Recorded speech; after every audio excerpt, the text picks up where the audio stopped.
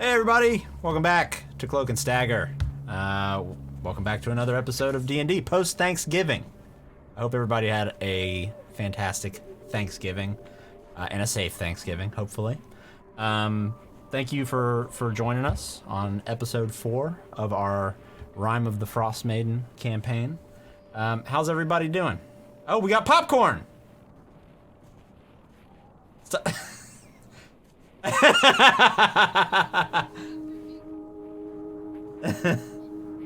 Yeah, doing good now. Got my popcorn.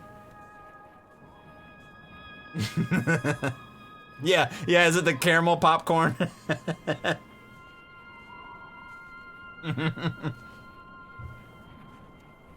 That's right. Oh yeah, girl status. You got the braid. You got the Anakin Skywalker braid. Well, cool. As you know, I'm Moose. I'm your DM for our Saturday Dungeons and Dragons game. We are continuing our Icewind Dale, Rime of the Frostmaiden campaign, and it's been pretty good so far. I've enjoyed it, and it's seasonally appropriate.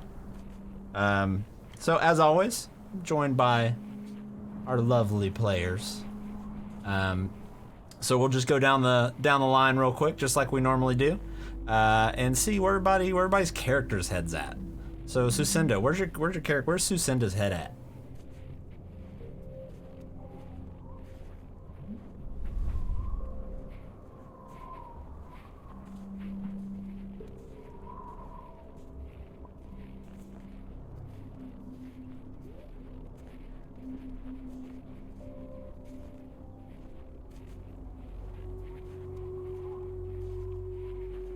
Airmill, how you doing?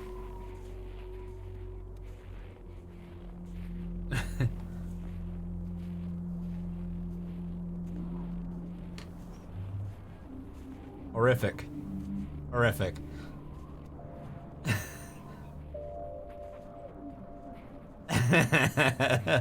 Wilzu, how you feeling?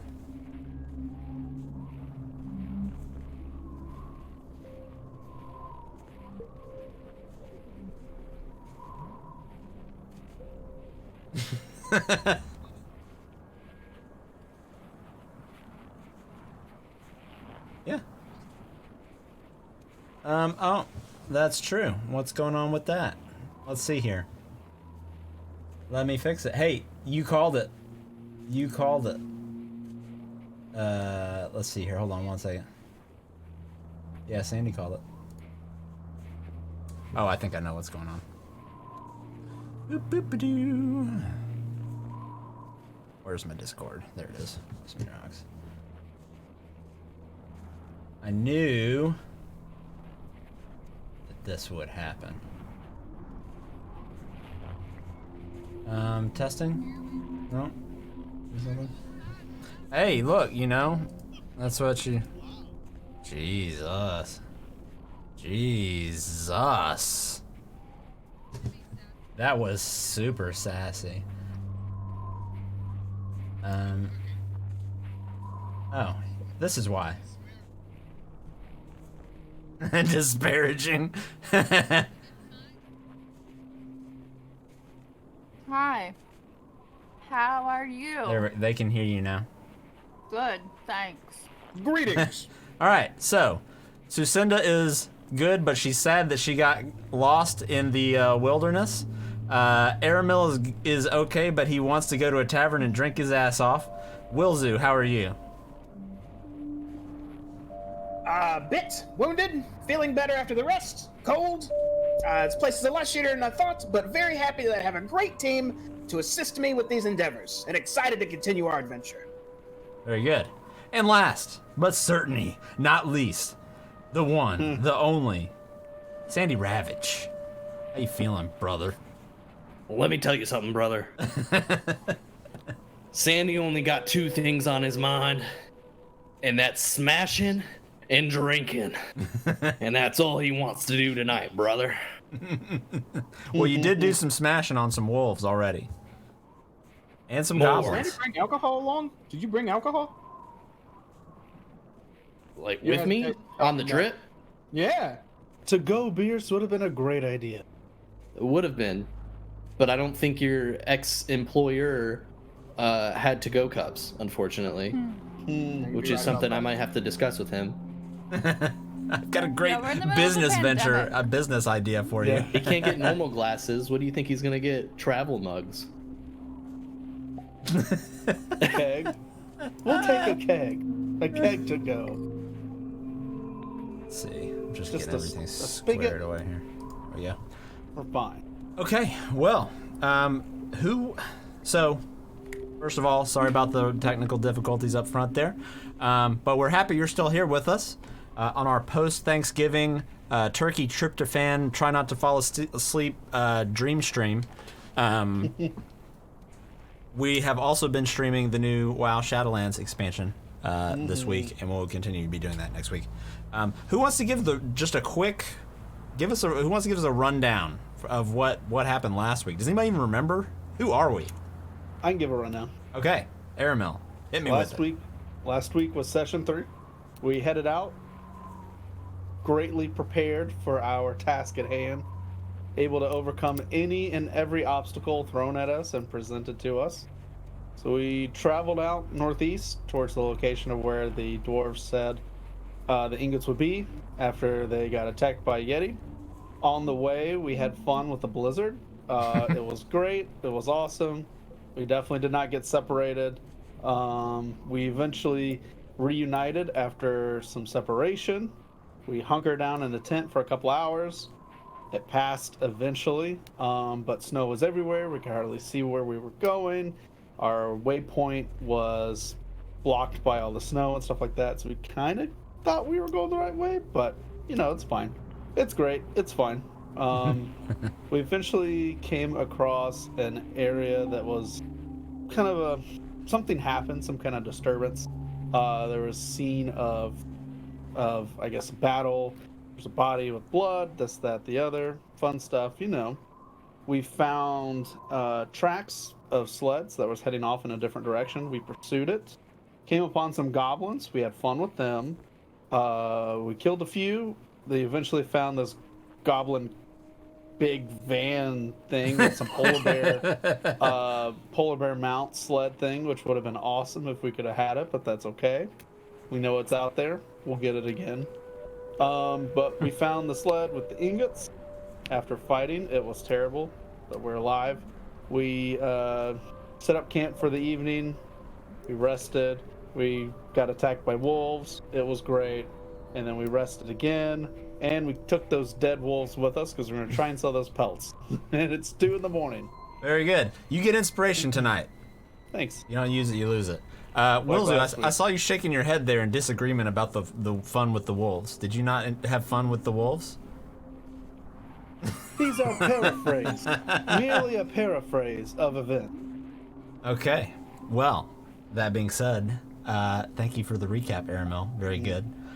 Let's jump right back into it. So, a few hours have passed since the wolves attacked your camp. It is now 2 a.m. and extremely, extremely cold outside. The wind still just whipping through your camp, kind of coming down off the rocks almost, gaining momentum. You feel the tent, Wilzu, that you're in shift with the wind every so often. But it's a far cry from the absolute snowstorm blizzard that you endured earlier in the day. You all have loaded up the wolves on your sled along with the ingots, and right now Sandy is laying down in a tent that has no back to it. And Aramil and Sucinda are sitting out tending to the fire, making sure that it doesn't go out so you all don't freeze to death. So, Sucinda, Aramil, what are you guys talking about right now while you're just hanging out there? Working on the list. Are Aramil's actively writing something down? Yeah, I've got some paper and stuff on me. Yeah, okay. So you're just... Darling, do you have a shovel on there? Make sure you have a shovel. There's a Yes. shovel on there. compass, shovel, a new tent, and I point to Oh, that yes. one. Or fix. Maybe.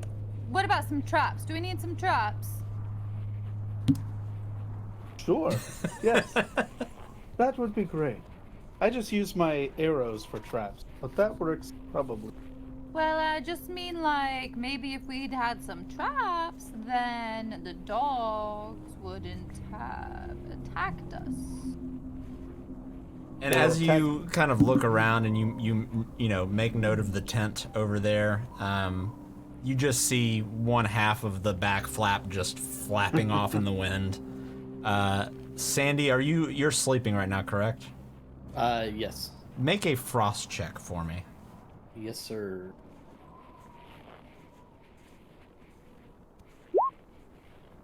Okay.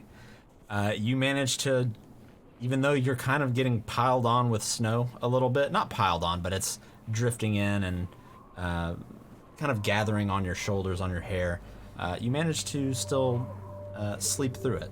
Doesn't seem to bother you too much.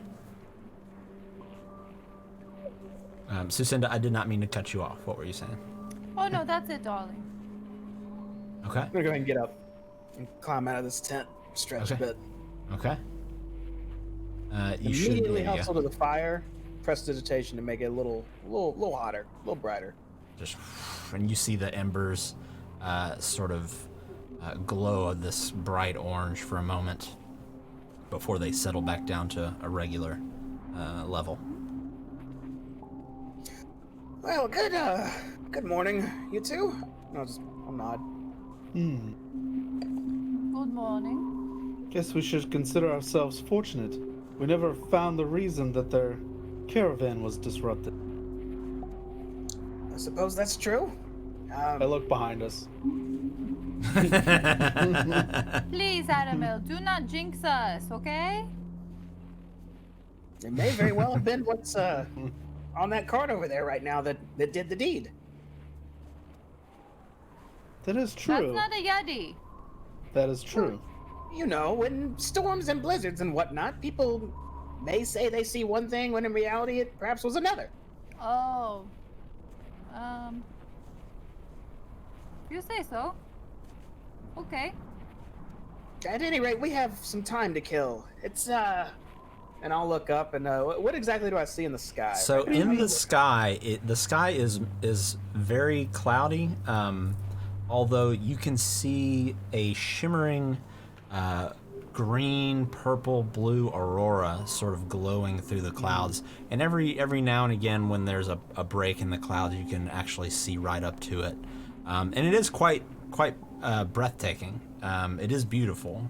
But it has been that same aurora has been in the sky for the past, as long as you've been here, every single night. The Skyrim. The Northern Lights type deal, and you know that the major rumor going around the settlements of 10 towns is that the aurora is the remnants, or is an effect of the spell being cast by Aril.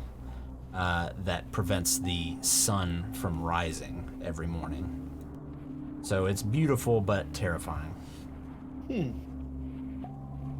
So judging by how it feels right now to compared to like yesterday when we were traveling during the day, would it feel like it would be much harder and much worse if I were away from this fire right now, as opposed to waiting until maybe a little bit more daylight to travel? So it's cold enough to where if you were in your cold weather clothing in a shelter or by a fire, that you would be you'd be okay. If you were to just be marching through a barren, snowy, windy tundra in the middle of the night, it could prove dangerous. I mean, there are people that have done it and do it. It just depends on your braveness level and how bad you want to get back to town and how quickly. Okay. Do we have Sorry, you were gonna say something right when I called your name. What's up, You Airman? first. You first. Okay, in that case, I was just checking out the sky, and it is not morning at all. It is still night, probably in the middle of it. I was gonna say maybe we just kill some time here till it gets a little bit brighter. I don't know. I'm one that wants to get back to town, but I'm not from here either, so I don't know if that's safe or not. Well, I'm game for trying. How about you, Sim? I mean, honestly, I just don't really feel like anything is safe. We stay here, the Yeti might come. We leave, the Yeti might be out there. I mean, I just don't know. It just all kind of sucks. Let's grab ourselves another opinion then. I'll put my head in another opinion. So when you While this is going on, go ahead. can I take my lantern out and see if it's glowing? Sure. You pull your lantern out, and it is not glowing any kind of green or blue or anything like that. Vilzu, really quickly, Vilzu. Yes. Can you see if this can be lit or something? I don't understand. It glows if there's a Jawinga, but could this be of any practical use to Sandy? I was wondering. I take the lantern from her and kind of examine it. And does it look like it's I know it's enchanted or magical to an extent, but is there actually a little hatch that maybe opens up and a candle can sit in or something like that? There is not. No. I'll examine it a little bit longer. I'll look back at Sim. This looks very intent in its design. I don't think it could function as a normal lantern. Oh, well, never mind then. No early Christmas for Sandy. No problems. I just put it back away. That seems ironic. And Wilzu, when you open the flap to Sandy's tent, you are just blasted in the face with just a whip of cold wind blowing in through the rip in the back of the tent. Sandy! Well, you're sleeping. You may as well be outside, my big man. What are you doing? I kind of swat and just roll over onto my other shoulder. And when he does, snow just kind of falls off of his shoulder, off to the side. Sandy, we're thinking about traveling through the night, but you're the last vote. Just wake me up when you make your decision. And just kind of swat again. Whoa, there we go. I'll stare at him for like 3 seconds and then just turn around. Okay, so I think we're gonna go ahead and try to travel through the night and get back and just see how it goes. I'm well rested. You two look better than you did, at least. So what say you? Do we know about how long we are? Until we get back. And I'll look to the sky again. You're probably about 5 hours out, if you had to guess. Just looking at Kelvin's cairn. Yeah, we can see it.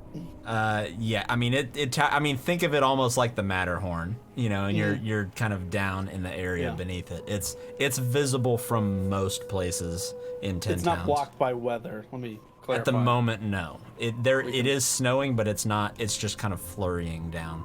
The wind is the most intense part of the weather right now. I guess 5 to 10 hours, maybe. 5 to 10 hours. 5 to 10 hours? That's a very large difference, Wilson. It is. Which one is I don't it? know. 5 or 10?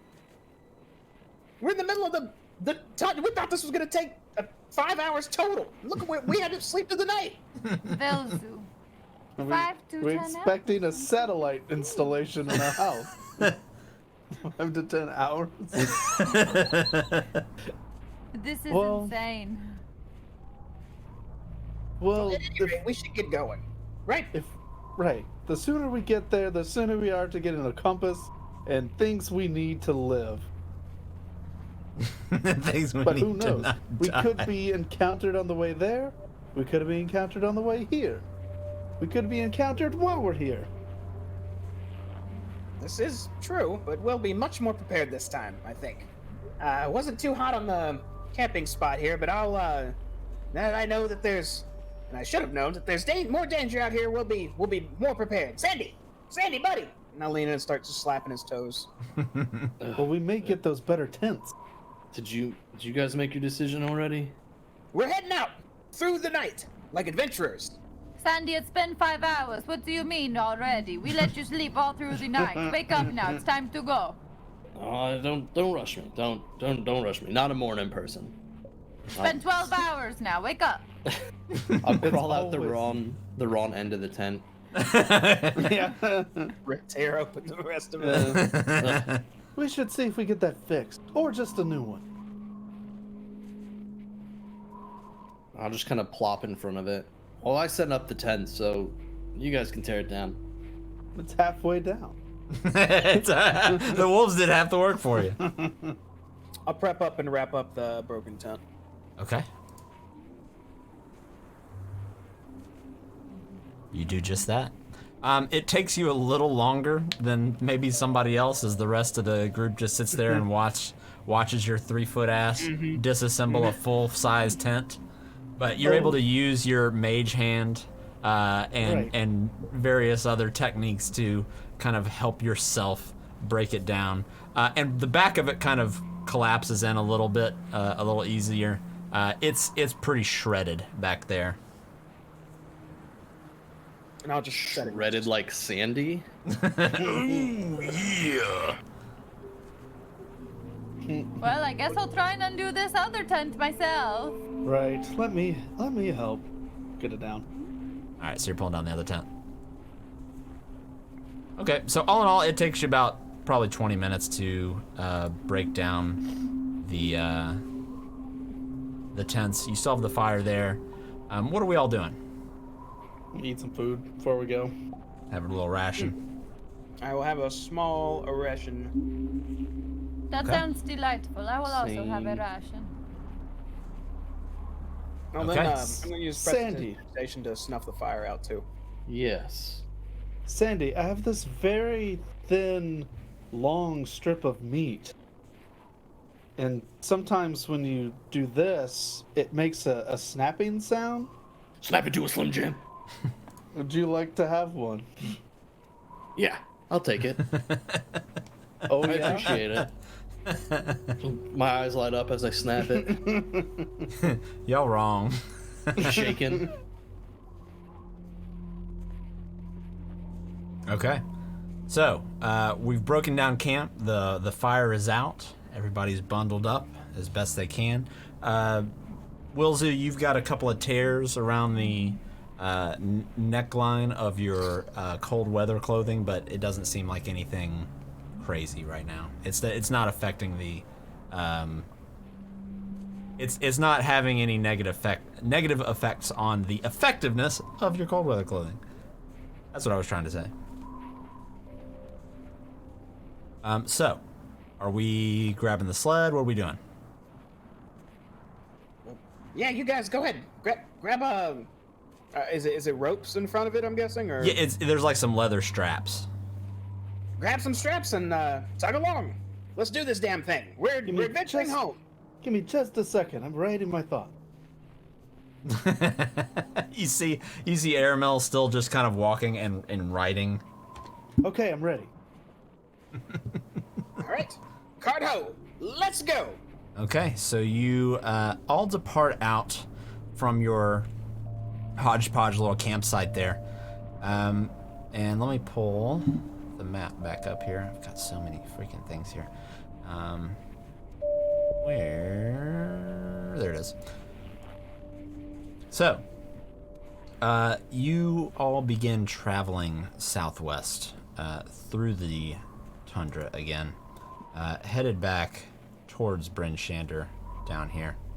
I would like everybody to make another frost check for me.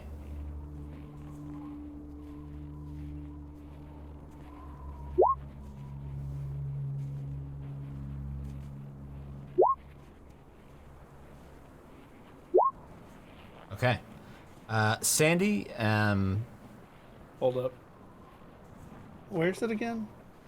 should be under your actions. Actions. And then you click where it says frost check, and then click Oh, yeah, rolling. duh. There we go. All right, so Sandy, you are tugging this sled along, just going with it. You are still wrapped in your cold weather clothing, but you don't seem to really be affected too much by this, the current state of the weather. The rest of you, you are just kind of getting whipped in the face with this kind of cold, biting wind, and over the period of about 4 hours, it just starts to chill you to the bone. And the three of you are going to gain 1 level of exhaustion. But as you continue on, Sucinda, your kind of teeth-chattering, like borderline hypothermia kind of kicks back in again as you're marching through. You are definitely not used to this cold weather, as it's got to be, reaching close to negative 20 degrees. It's just not a healthy place to be. But at about hour 5, in the distance, you can see just the flickering lights of a town up on the hill. Looks to be Bryn Shander. We press on. Yes. Hard. Trudge. We are getting there. We're almost there. Think of the inn and beds and beer. Did And you say survival. beer? And I And survival gear. try to tug as long as I can, even harder. Okay, you tug along all the way until you get to the east gate of town here. Wilzu, actually, everybody, go ahead and make a perception check with me. Sucinda, I believe you make it with disadvantage. That's great. Because you are just absolutely freezing to death. Okay, Wilzu and Sandy, both of you notice that there are more guards at the gate than what you would usually see there, especially right at dawn. So as you're approaching, the aurora in the sky has faded and has turned just to this very dark, dim, gray, overcast sky. No sun in sight. But as you approach, you do notice about 6 guards standing at the gate when normally there would be 1, maybe 2. Are we in shouting distance of them? Yes.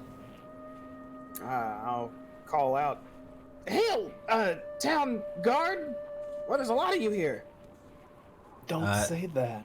You see them all of a sudden, just all of their eyes dart right over to you, and you see them look and kind of talk amongst themselves, and turn back to you, and they just sort of stand there. And if they're not saying anything back, I'll kind of stutter out. Wes, returning to town, with some lost luggage too. No, I'll just keep walking forward. Okay. As you approach, one of them steps forward as you get close to the gate, and no, most of the time when you come into the town, it's just you don't really think too much about the construction of this town itself. But being that you are kind of stopped here in front of this gate, you really have a moment to take in just how fortified this town is.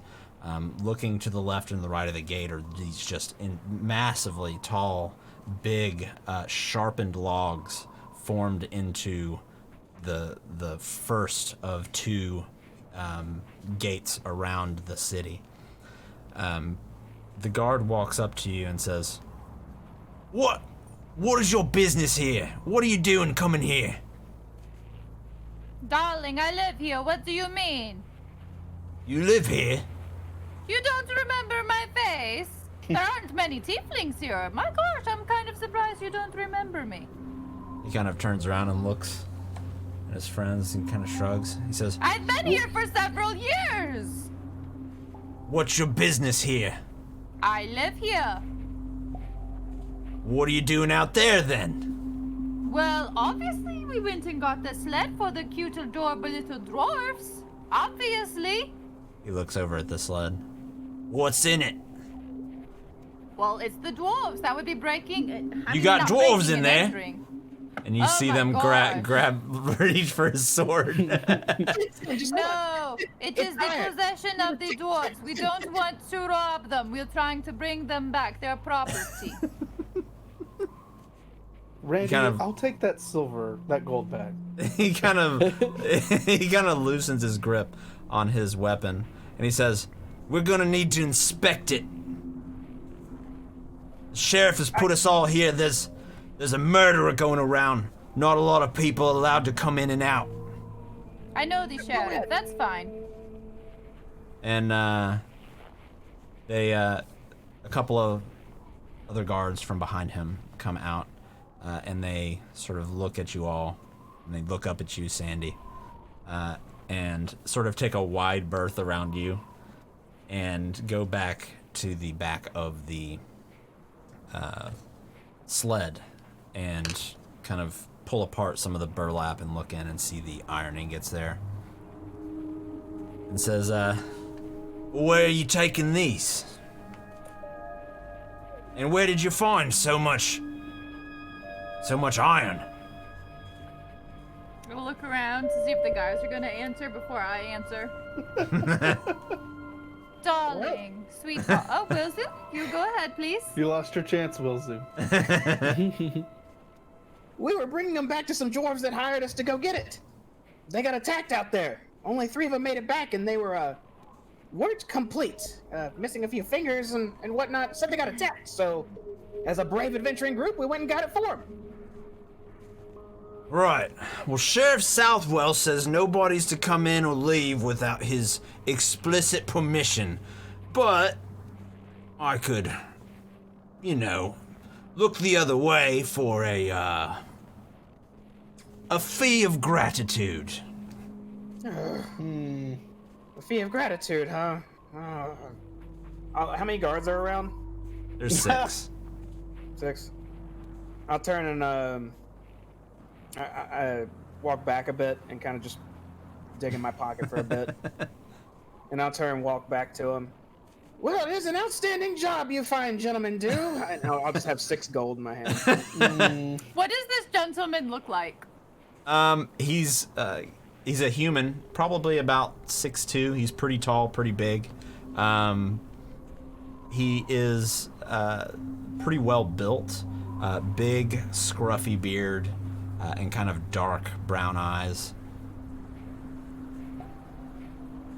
The only if you're looking for distinctive features on him, Sure am. he has one scar just kind of going across his nose that way, and it's the only thing you can see kind of when he doesn't have like his mouth covering around, because he's kind of pulled it back to speak to you. Okay. And I'll message Sin saying, "Are you marking him for later?" Darling, I'm going to get him fired and hopefully thrown out to a shithole. That's not what I was thinking, but okay. Speak to your manager, please. Yes, that would be a Karen and gets him fired. He sucks. He's the worst. He looks at the gold in his hand, kind of shakes it, smiles, puts his face cover on, and he looks back up at the guards up on top of the gate and kind of gives that a hand signal, and the gates of Bryn Shander open. And he turns to you, Wilzu, and says, "I appreciate you, sir, and you all have a wonderful day." Yeah, you have a wonderful day too. Beautiful weather. And so you make your way in to the east gate. Now, where are we headed once we're inside the town here? Northlook Inn. Okay. It takes you probably about 15-20 minutes. Let me mark down my time here. Right now, it's probably about 7:30 in the morning, and you start to see some people exiting out into the streets, just completely bundled up from head to toe. But not. We need to get. Go ahead. We need to get permanent fast passes so we can come and go as we want. Exactly. We will before we leave again. Don't worry. And after about 15-20 minutes, you find yourself back at the North Look.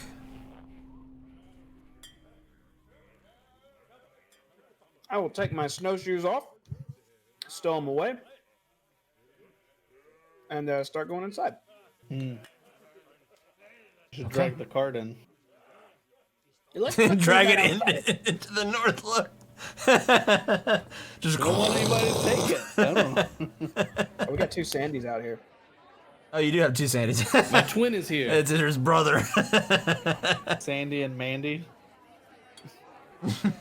All right, let's go do this. Our first reward coming up. Yes. Okay. Well, I'm going to the bathroom for the first time in a day. Here, we'll just take some. Yeah. He just booked it through the I will be right back. through the entire building. You see him very quickly exit through a door, and you hear another door slam from the distance. More noticeably, when you walk in, you notice the 3 dwarves sitting at that same table, along with Danica. I will roll on up and just sit at the end here. Hello again, friends. Runa looks at you and says, "Ah, you made it. Or, wait, did you leave? Did you get the iron?" Yeah, it's right outside. Her eyes sort of light up, and she looks over at the other 2 dwarves, and you see Korux, who's missing a nose from frostbite. For the first time, you see him kind of smile a little bit. He's missing a few teeth as well. He's a handsome fellow. She says, I can't believe it. Did you happen to see what happened to Ubak?" It wasn't pretty. I'll look over at Sen. Yes, he did not look so great. We will say that. May he rest in peace, if that is what you guys believe in. He sort of looks down. Says, he was a good friend. But we must try and look at the silver lining here, yes? Well, it's maybe something to celebrate. It's a little early in the morning, but we dwarves, we can always go for a bit of ale, yes? It sounds good, especially him. And I'll point towards the bar at Sandy. Sandy, let's pan over to you. What are you doing? Trying to get the bartender's attention to give me some ale. Okay, he walks over to you and says, you're back. I assume, and he looks over your shoulder and sees Wilzu standing over there, and he says, "Yep. Well, he's back too. All right. What can I get for you? What was your name?" What? You don't know my name? Give me 2 of the biggest ales and I get 1 for free. He sort of puts both his hands on the table and just sort of leans back and says, "Nobody drinks for free in here." Okay, you give me 2 and I promise I'll pay for 2.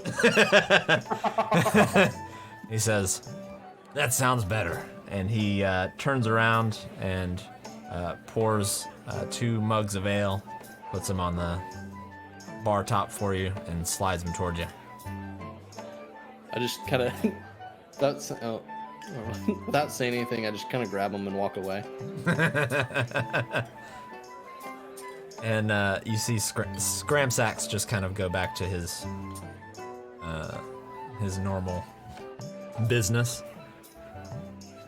Danica speaks up and says, "Oh, now you're trapped in there, aren't you?" Yeah, I'll move you out. There you go. So Danica looks at you all and says, "Well, I came here and I was looking for you, and these dwarves, they told me that they sent you on a little bit of a mission, so I'm happy that you're all here and safe. Tell me, what happened? Well, we went out in the frozen plains, and it was very cold and very dangerous, and threats everywhere, and goblins and wolves, and a sled full of iron, and all sorts of just stuff. A lot of stuff. She says, "Oh my goodness. Well, I'm very happy you're safe and that you made it back." And Haruna speaks back up and says, "Aye, and I suppose we owe you what we promised." And she digs in her pouch and pulls out 4 gemstones, and they're about the size of my fist, and lays them on the table and pushes one towards each of you. She says, "These'll..." Fist-sized gem. Quite. Yeah, she says, "These'll generally fetch about 50 gold each." All right. Excellent. This is. I'll hold the gem up and kind of hold it up to my eye. It makes one of my eyes look like huge, because it's kind of pierced through a little bit. This is very nice. It's great doing business with you. Wes, at your service. Yeah. Well, I'm glad you say that. There's a couple of things. First of all, I want to say that you have the thanks of the dwarves of Icewind Dale. I will make sure that word gets around that you are a friend of the dwarves. And I have already spoken to the blacksmith at the Black Iron Blades, and they have agreed to give your group a permanent 10% discount at their shop. Oh, That's 2 stores. neat. And she says, well, we met your friend Danica here. She came in looking for you, and we got to talking, and we've heard a few things. And she looks back over at Danica, and Danica, her smile kind of goes a little bit solemn for a moment, and Haruna looks back to you, Wilzu, and says, so, we've been hearing talk here in the town that in Easthaven, the next large town over, that they caught some wizard, some evil wizard. He apparently killed some adventurers. How tall was he? I don't know. I don't know anything about him. I just know that the militia plans to burn him at the stake. And I hear that on top of that, the captain of the guard is looking for some adventurers to help with something else that may or may not be related. And then Danica looks up and over to you, Sucinda, and she says, I haven't heard from my friend in a couple of days. The one who tasked me with finding the Chwingas. He said that he would be back, but he hasn't come back, and I believe he said he was going to Easthaven. I don't know if it's the same one that Haruna's talking about, but... Your friend's a wizard? Yes, his name's Dazan. Uh-oh. But that wizard killed some adventurers, you said, right? That's the rumor, sis. That's the rumor. That's the rumor, and I don't think that Dazan would do something like that. I don't think he would murder someone. Well, and you know what? I would appreciate it if, you could maybe check and make sure it's not him. And she pulls out a scroll out of her bag and says, "It's not much, but I have the research that I've done on the Chwinga, and I'm sure he'd be happy to have it. If you could deliver it to him, I'm sure he's just got caught up with something." Okay, well, I suppose we could. I look over to Sin again. Probably do something like that. And I'm trying to hide my excitement again. I'm real coy about it. When is he meant to be burned? You said he's to be burned? That's the rumor. When? Is it like today at 10 and we won't be able to make it if we leave out? I mean... It's any time. I don't know. There's Danny. information that makes it from town to town here, but the weather it keeps it at a very minimum. It does keep it at a minimum, which makes us getting there extra difficult. So We shall call it snail mail. I don't think there are many. I don't think there are many snails in Icewind Dale. It's too cold. Do you have anything that could help us? Do I have anything that could help you? Yeah, if we're gonna do this for you, do you have anything that could help out? She kind of thinks I don't really have much. But I bet that Dazan would have something. If you brought him my research, that he would probably pay you handsomely for it. How will he pay us if he's about to get murdered? He's not about to get murdered. I thought you said he was the wizard who was captured for killing those adventurers. You see tears start to just well up in her eyes. It's not Danny, really bad at Danny. this. It's not No, Danny, I'm it's so not sorry. Always. It's not always about. And I wink at Sin.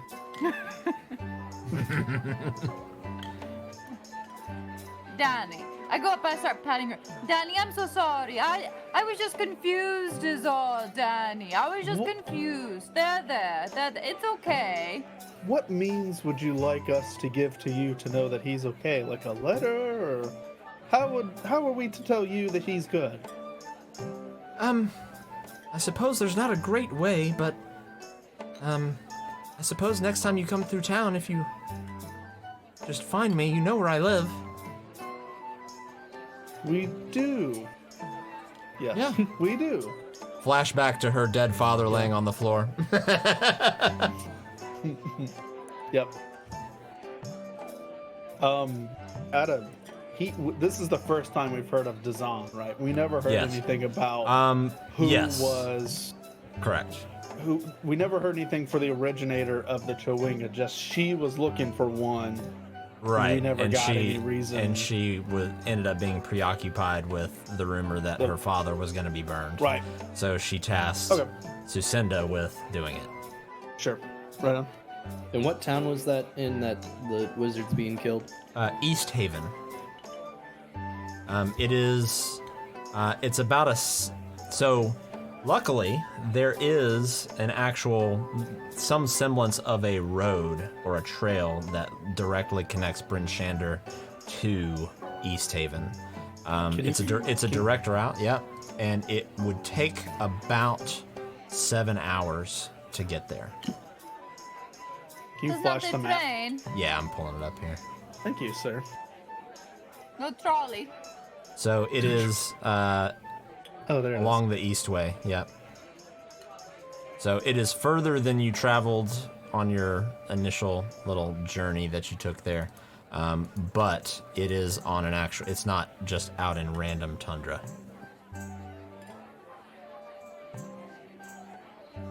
So it's on the Eastway, and we would know that And that's it's about like a 12 miles away. it's a quasi pretty well marked pathway. As good as it could be. Sure, right. Well, Yeah. And you would know that there is a similar pathway between a lot of the major towns, Targos, Tourmaline, Easthaven. They all have fairly well-traveled roads, which is indicated by that red dotted line. Would we know how long it would take us to get there? Yeah, you would definitely know. I would say most of you would actually know that it would take you about 7 hours on foot. Yeah. I would like to see, well, no. Wait, I guess we need to go and see the sheriff to let him know to get our permission form signed, that we are leaving the town and we can return back. She says, speaking of the sheriff, have you heard anything more about the murderer? I'm doing some sleuthing, but not really any, not a whole lot, no. She says, Have you? I haven't, but I'm pretty sure that the sheriff knows something, but he's not talking to me. He won't tell me anything. He says Why do you think he knows something? He says I'm too close to this, and that I don't need to be getting myself in any danger. But I can take care of myself. But maybe he'll talk to you. Right? Pull In out my that paper. case, that's what we're gonna do. We'll take that scroll and hopefully find your wizard buddy. Everything should be okay in the end. She kind of, like, rubs her eyes a little bit, sniffles, and says, I appreciate it. And she hands this kind of scroll casing to you, Wilzu. One scroll case. And you lots, anything you need while we're out there? If you got any more gems, we're willing to do more stuff. Or gold. She says, Haruna says, there's nothing going on right at the moment, but perhaps we will run into each other again. I know there's a mine in Termalaine, but we haven't heard anything from that town in a while. Is there a grayed out? Is there a grayed out exclamation mark above her head? Yes. Okay. Got it. I guess we'll get going as soon as, and I'll look over at Sandy. As soon as we finish up our drinks, that is. Okay. So we're spending some time just there in the tavern. Are we eating anything? Or yeah. Yeah, a little bit of downtime. And also, I guess we all have, some of us have 2 levels of exhaustion right now. Yeah. We're all suffering from some exhaustion. Would any of this downtime, just hanging out in the inn and drinking, alleviate that at all? Or are we going to I'd say have to stay if you wanted to spend just 3 hours, literally just chilling at the inn, that you could all ditch a level of exhaustion. I'm game for that. Are y'all game for that? Yeah. I could eat a nice meal. Yeah, we're gonna get cozy at the end for a little bit. Do we have a tab going? I missed the first part. No tab. Sandy's double fisting some ale. Oh, I finished those 2. I went back to the bar and grabbed a third. Okay. So each one of those is going to be 2 silver. Okay. I'll get one myself. Which is actually quite high for the average for a mug of ale, but up here resources are scarce, so supply and demand, baby. Scram Sacks looks over at you, Sin, and just kind of puts up his head. Darling, I would like to order, please, sir. Please, sir. You hear him, or you see him turn around, and then you hear him yell something in the back. And shortly after, a woman comes out and makes her way over to your table. And she looks down at you, Wilzu, and says, Wilzu? And you recognize her as Bridget. This is Benjamin's wife. She was nicer to you than Benjamin was, but... Hello, Bridget. Lovely day, as always. She looks out the window and just kind of looks back and chuckles. And she says, looks over at you, Sin, and says, What can I get for you?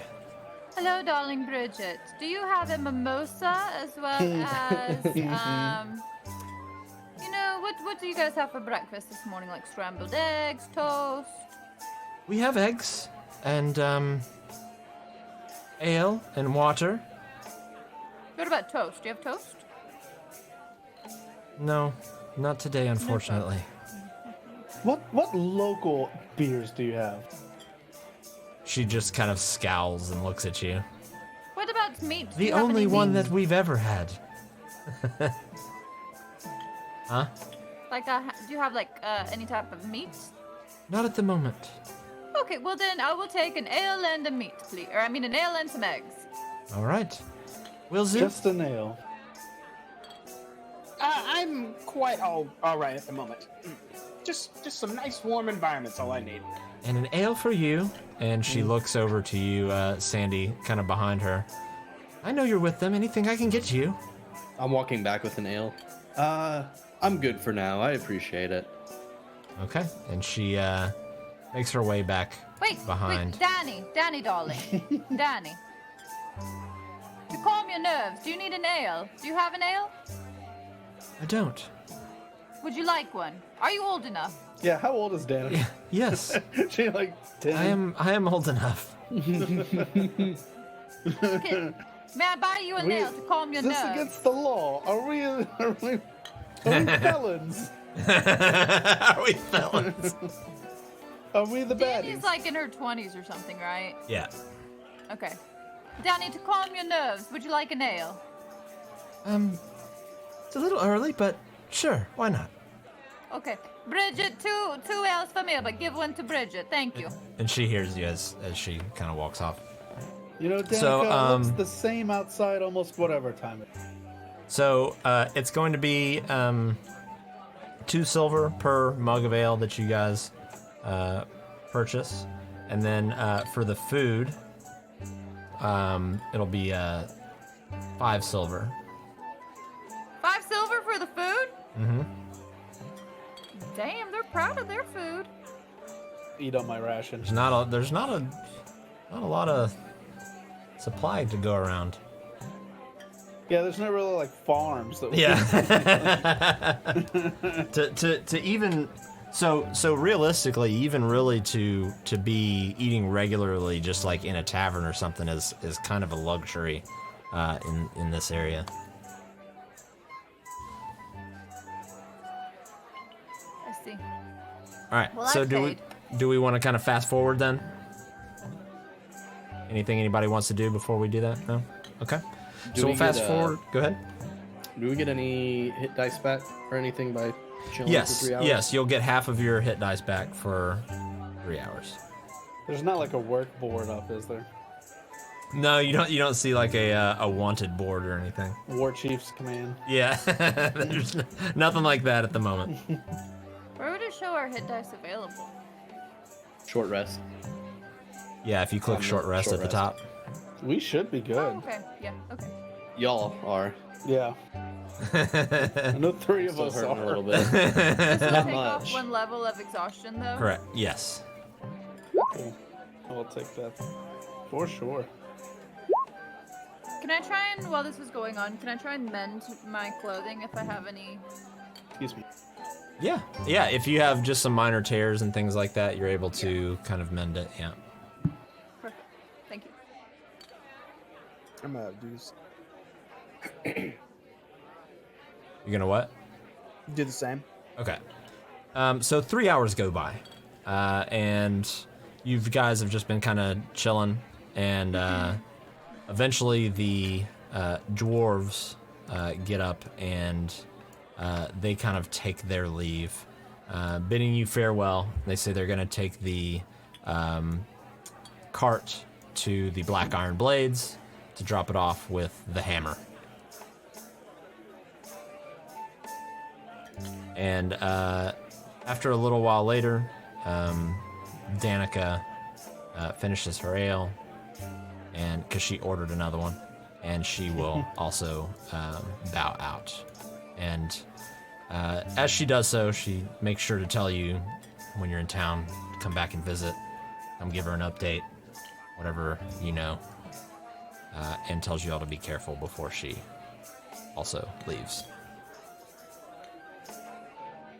And so it's about Okay. 11 a.m. now.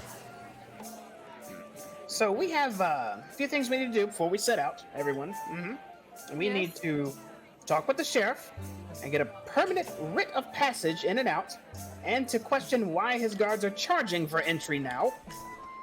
We need to go shopping. I'll nod at Aramil, which I'm sure we have a list of what we need at this point. Specialized shovel, traps, maybe. I'm sure you've got it. Yes. Excellent. And is there anything else before we actually leave? I mean, yeah, Shop? I need to run an errand really quickly, but I mean, yeah. What you Oh, need to do? yes. Ah, I look at Airmill and then back at Sin. I mean, Wait, I live here. There are things I need to tend to. I just will be real quick. Like exciting things, or like I need to go pay the bills? A woman never tells. I'm just kidding. Obviously, I need to go run some errands, pay some bills, see some people. You know, the things. Okay, I Can I guess we'll go insight see the checks sheriff. and Sure. See the I don't sheriff. know. I don't know if I believe this. I just need to run through town real quick. I'll meet you at the sheriff's office, okay? We'll rendezvous at the sheriff's office. So looking at Sin's mannerisms and everything, she seems pretty forthright. Like she's not gonna try and leave town, but it seems like maybe she just has a few things she needs to take care of in town. Right. But for whatever reason, just needs to go do it. Probably better we don't go so we don't fall asleep. Yeah. I'll meet you at the sheriff's office. Don't go shopping without me, okay? Oh man, Oh man. I like shopping. All right. Well, I guess. I'm just going to go a different way than you. Jeez. You guys go to the sheriff's one way. I will go the other way. We'll meet there. Then we go shopping together. Then we leave town. Okay, we'll catch up with you. Okay, bye. I leave. Looks like you're just sitting there to me. Ugh. Ugh. Sigh. Okay, so you're all heading out into the town. Yeah. Okay. So Sandy, Wilzu, Aramel, where are y'all headed? Sheriff's office. Okay. Legal business. All right. So, it takes you about 10 minutes or so. But you find yourself approaching town hall. Bros. And I need DM, to am I actually. successful in my errand? Yes, you are. Okay. All right, let's see if this is gonna be just like before. Hello again. I'll wave to the guard walking up.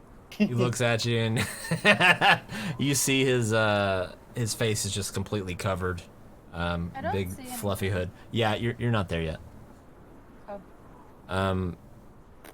But you see him sort of look down at you and then just gives you a nod. And I'll just keep walking past into the door and open her up. Okay. Greetings, sir. Important business with the sheriff. Is And he in? he seems to be kind of in the middle of writing something down as you enter. And he looks up and says, and he's like looking back and forth, and he sees Aramil and Sandy sort of standing in the doorway, but doesn't seem to realize where this voice is coming from. Hey, come on now. And I'll kind of slap the ledge of the desk. And he looks down and says, right. Yes, what can I do for you? The sheriff. Is he here? Sheriff Southwell, yes, what is your business? We have more information to report. Information concerning what? The sheriff's a very busy man. He's tasked me with making sure he's not bothered. I'll tilt my head while looking up at him a little bit and raise an eyebrow. You are familiar with the murders going about, aren't you? This is urgent. We don't have time for this. Right. What are they writing? What are they writing down? It's hard to tell from there. If you're wanting to kind of get a glimpse of it, you could It's not try like a and go up crossword and puzzle. yeah, some Sudoku. Yeah. Have I arrived yet? Not quite yet. He says, and what is your name? Wilzu Snapplegap. From Wilzu. West. WASS. This is right. Sandy and Aramil. All right. Wait here just a minute, please. And you see him sort of walk off towards. We will be famous one day where we say we want to see people. I'm gonna pull at Aramil's pant leg a little bit and motion him to come down to close. If I have to lie to one more goddamn guard. You're doing a great job. I mean, I thought for a second we had more information.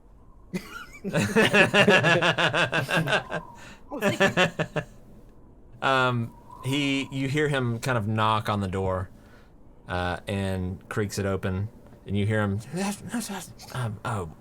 Wilzu? Aramil, Sandy? Right. You guys, you didn't wait for me. And he, Oh, right. starts to come back. We are waiting right now. And as he walks back, he sees you enter Sucinda, and he just kind of, his eyes are like, where are all these people coming from? Can I help you, ma'am?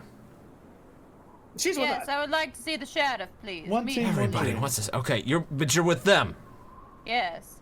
All right, and he opens his ledger back up and says, and your name?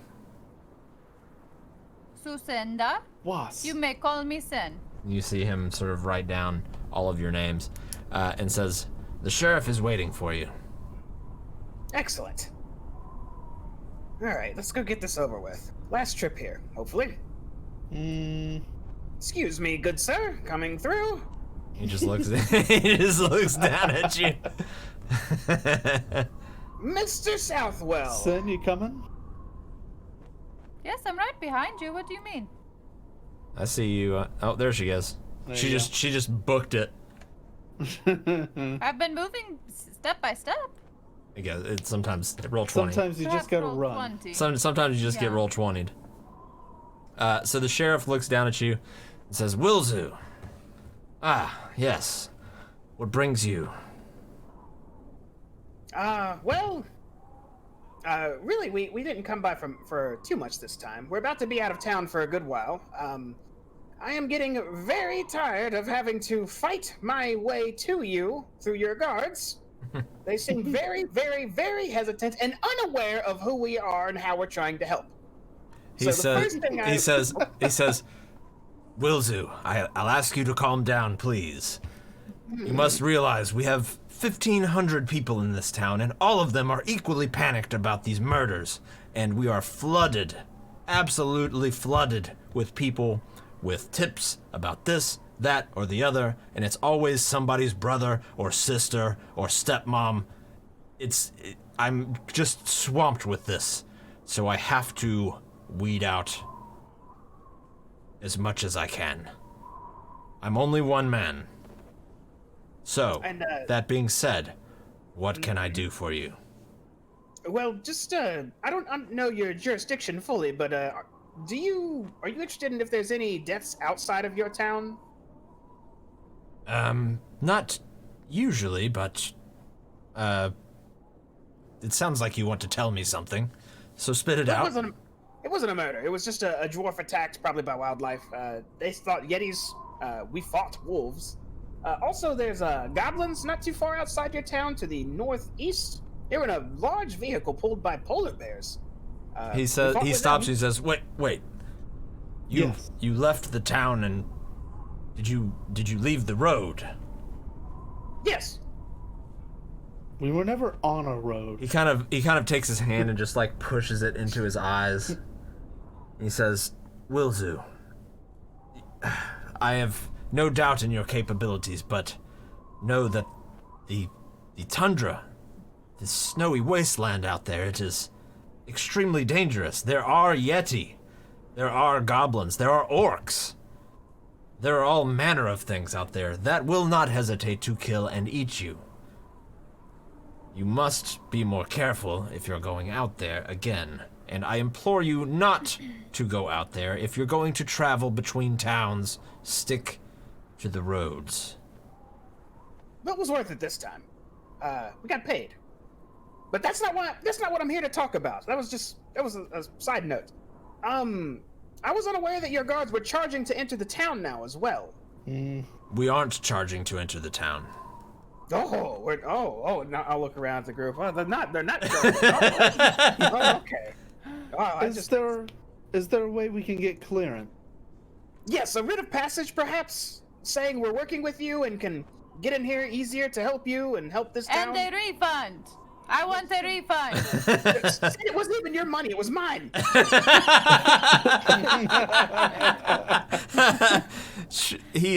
He says, I can arrange that. The speaker and I have put a strict border around the city. We are very cautious who comes and goes. We want to make sure that whoever this murderer is does not leave. And he sort of looks down and he says, I can write something for you with my official seal that will give you passage, but tell me... Multipass. Tell me more about... Which gate did you enter? If I'm not mistaken, it was the east gate, right, guys? It was the east gate. It was the East Gate. He was a man. He was, let's see, a human man, 6'2", well built. He had a very nice, kind of full beard, brown eyes, and you ready for this? You'll know exactly who he is. You ready? He's just looking at you. He has a scar across his nose. Right. Well. He's corrupt, and we demand a refund then. You have... I want his head. That's not the refund. As you yell, make it... Everybody make a perception check for me.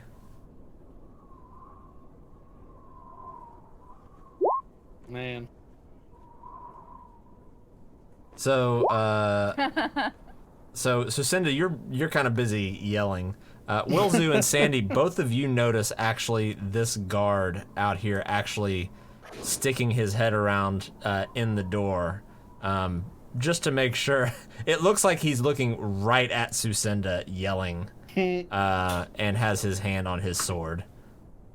No, we don't want anyone's head. That's just no, she didn't mean that. She's just exaggerating a little bit. She's just upset that we had to pay to enter the town that she's lived in for years. He says, these are certainly unprecedented times, but this is not the way that we treat our people. So, you will have my writ of passage, you have my apologies, and he reaches in his desk and pulls out a bag. How much did he take? Oh, it was 6 gold. And he pulls out 10 and puts it on his desk and slides it towards you. Oh, okay. Cool. Thanks, Sheriff. There is one other thing. Oh. He says, I will investigate this person at the East Gate. I will find out who is there, and I will get to the bottom of it. But there has been another development with the murder. Oh. The unsub, yes. Yes, the unsub. The unknown subject, yes. It seems as though 2 more people have been murdered since we've locked down the town. Wow. And unfortunately, it's not far from here. And he looks down at you, Wilzu. Given your relationship with the victim, I would ask if you had time before you left to perhaps come take a look. Well, yeah, I think we probably should. Very well. And he says, follow me, it's not far. He sort of pushes past everybody. Oh shit, guys, this is getting serious. They'll walk past them. We're stuck. Are you stuck? Oh, sorry. Oh. So he leads you outside and down the road, and probably about 5 minutes from Town Hall, and turns down an alley. And in this alley, there's a couple of larger buildings, warehouses, but kind of nestled in between them is a smaller little building, just with a single door that is open at the moment. Not broken or anything, but open. And there are two town militia standing out in front of it. And Sheriff Southwell sort of continues towards them. And you see him kind of say a couple words to the guards and steps to the side and says, "In here." I'll just walk on in. And start sloshing. I'm assuming this is water. That is actually ice. Oh. So Watch your step in here, guys. when you enter, make a perception check. Everybody make a perception check for me.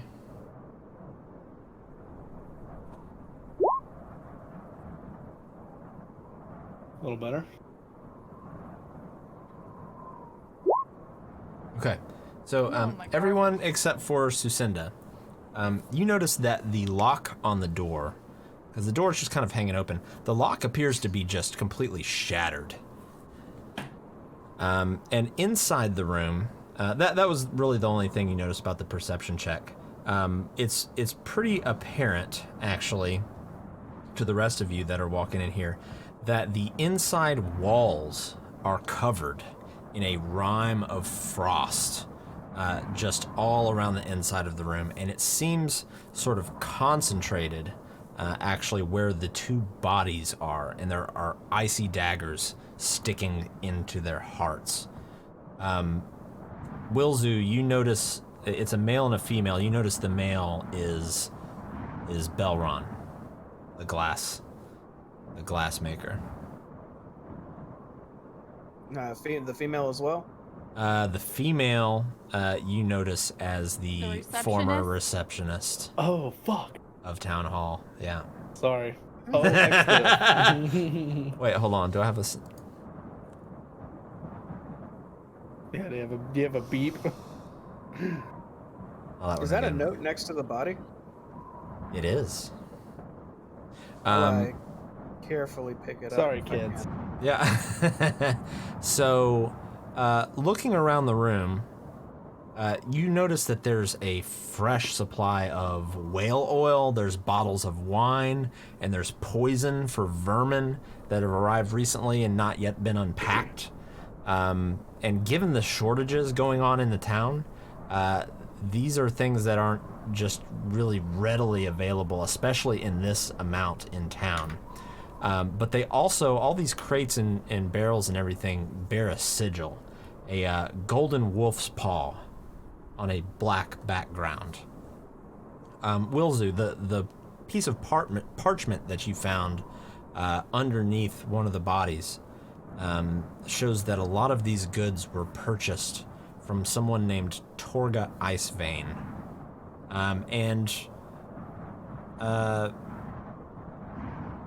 Actually, Wilzu and Sucinda, you can both make a history check with advantage for that name if you'd like.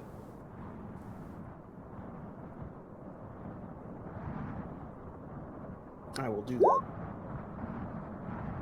I'm rolling like garbage. it's tough time. It's feast or famine over What here. was the name, though? What was the name? Torga, Torrga, Icewind. Wilzu, you know that Torga is actually a dwarven merchant who travels. She has a traveling shop that goes from town to town. And you remember actually seeing her shop set up in the days leading up to the lottery.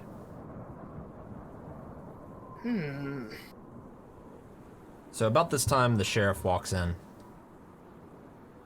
and is sort of careful about the ice. And he just sort of leans up against the wall and doesn't really say anything immediately. Is that symbol tied to like any kind of underground merchantry that I'd be aware of, or? Not That golden no, wolf not ball? not underground. The sheriff sort of speaks up as he sees you looking at it. He says, "That's the sigil of Torga Icewind." Awful lot of supplies they were storing in here. I'm assuming the locker was, whatever it is, was shattered and they were attacked and killed while they were in here, maybe conspiring to leave or escape after their plan was found out, huh? I'll look over to the sheriff.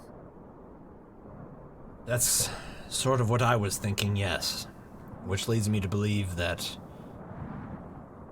well, there's really only one of two options. The killer is either still here in town, hiding, or has left somewhere, but this is, he looks around the room, so much. And Torga's sigil is everywhere. It makes me curious as to whether or not she knows something about this. When was this? Sorry. Go ahead. No, you go ahead. No, When you. was this? When did you? When was this reported? We found this just this morning. But it looks as though the bodies have been here for some time. And looking at the bodies, the blood around it is actually just completely frozen. Well, this is a kind of a little scary. A lot of murders are happening from whatever this is now. Well, it seems as though anyone and everyone involved with scheming the lottery is being hunted. Perhaps this is the will of Ariel. Could be. This is clearly a mission-oriented serial killer. They view themselves as saviors of society. They are, their actions are, they view them as being necessary to rid the world of a specific group of people. Yes. He looks at you and says, Well, if you ever need... That's very insightful, actually. If you ever need work outside of your adventuring, you can come and speak with me. Thank you, Sheriff. I do appreciate that very much. We'll be on our private airship if you need us.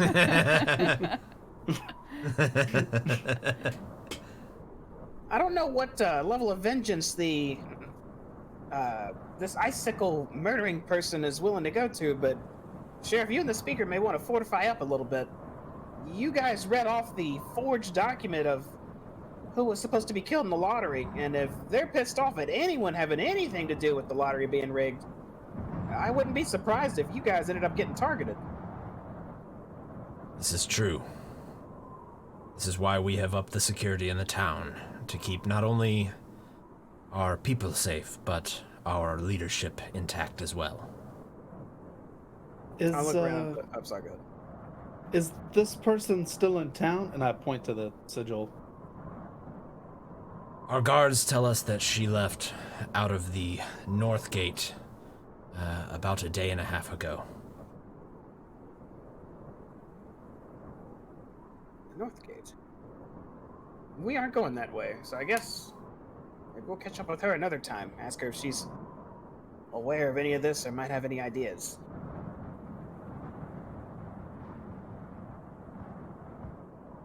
Yes. At any rate, I suppose we saw all we need to see here, Sheriff, unless you have anything else. I've got nothing. I was just hoping that perhaps you would notice something more than we did, being that you had dealings with him. Sheriff, may I ask a question? Absolutely. When you draw the name for the lottery, who all is aware of the name in which you draw? Only myself, the speaker, the 4 individuals who are randomly selected to bear witness, as well as, and he looks over at one of the bodies, our bookkeeper. Okay. Actually, Sheriff, one thing. Are you, you cool with me kind of checking a little harder, actually, real quick? I kind of tilt my head towards the bodies. He nods. All right, excellent. And I will kneel down and just start going through all their pockets, jackets, and just rifling through everything, looking for weird linings or any of that. Okay. So outside of the parchment, you kind of step over a busted shield. There's just kind of a one-handed hammer that looks like it's mainly used for, blacksmithing type stuff. In the pockets of each of them, they each have about 2 gold on them, but that's it. And I'm not gonna take the money with the sheriff standing right here, so I'll just. How much did they have on them? I messaged to Wilson. I'll look up slightly, but not too surprised. You can reply back to me. It's okay. And internally, I'll say 4 gold total. It seems. Well, Sheriff, it doesn't seem to be anything unique on the bodies themselves. I'm afraid there's not really much else we could do here for now. He sighs. Your shoes look to be nicer than mine. No. Like warmer. No, they look like standard, just cold weather shoes. And what of this? Oh, I'm so sorry, Aramil. You go ahead. I was gonna say, what of this ice? Y'all are magic users. Is this natural or is this from Arcana means? I am no magic user, but this is what makes me believe that this is the will of the Frostmaiden. I could tell you just by looking at the walls here. There's nothing natural about wood covered in ice like this. Whoever did this definitely is familiar with the arcane arts. Indeed. Sheriff, question. Yes. What will happen to the wine in which is in this room? I see some bottles of it. Is it to be destroyed, or...? No, it is to be stocked to the various inns and taverns throughout the town. Oh, okay. Well, that's, I guess I understand that. I just want to say that I do enjoy wine myself, so if there's an extra bottle that you come across ever, you can just say for me, okay? He sort of looks down at the ground and smirks a bit and says, I'll tell you what. Yes? You bring this murderer to justice, whether it be by the blade or bring them to me. I will give you a barrel of wine. Once a month? He smiles and says, don't push it. Oh, Sheriff, you're so funny. Once a month, exactly. I do love it. Okay, let's go, everybody. Let's go. Oh, wait, did you give me my multi-pass yet? I need my multi-pass. He reaches in his satchel and pulls out a scroll and walks over to you, Wilzu, and hands it to you. He says, this bears my signature and my seal. Show this to the guards at the gate. It may not do you any good at any of the other towns, but you shouldn't have a problem entering and exiting Bryn Shander. And you have my word that I will look into whoever robbed you at the East Gate. Yes, if we are to be leaving and he's still there, what would you like me to do? Well... Do you want me to say, oh, I hope you have a good day today, and wink at him, alluding that I know something he does not? Or do you want me to say... He looks out the door, almost like he's looking at the weather, and says, well, chances are the shift has changed by now, so... But you have my word, I will look into it. Thank you, Sarah. Before we go, I want to look at the the door frame and the front of the house to see if there's any kind of markings or something. Sure. This house has been marked. Make an investigation check. Something like that.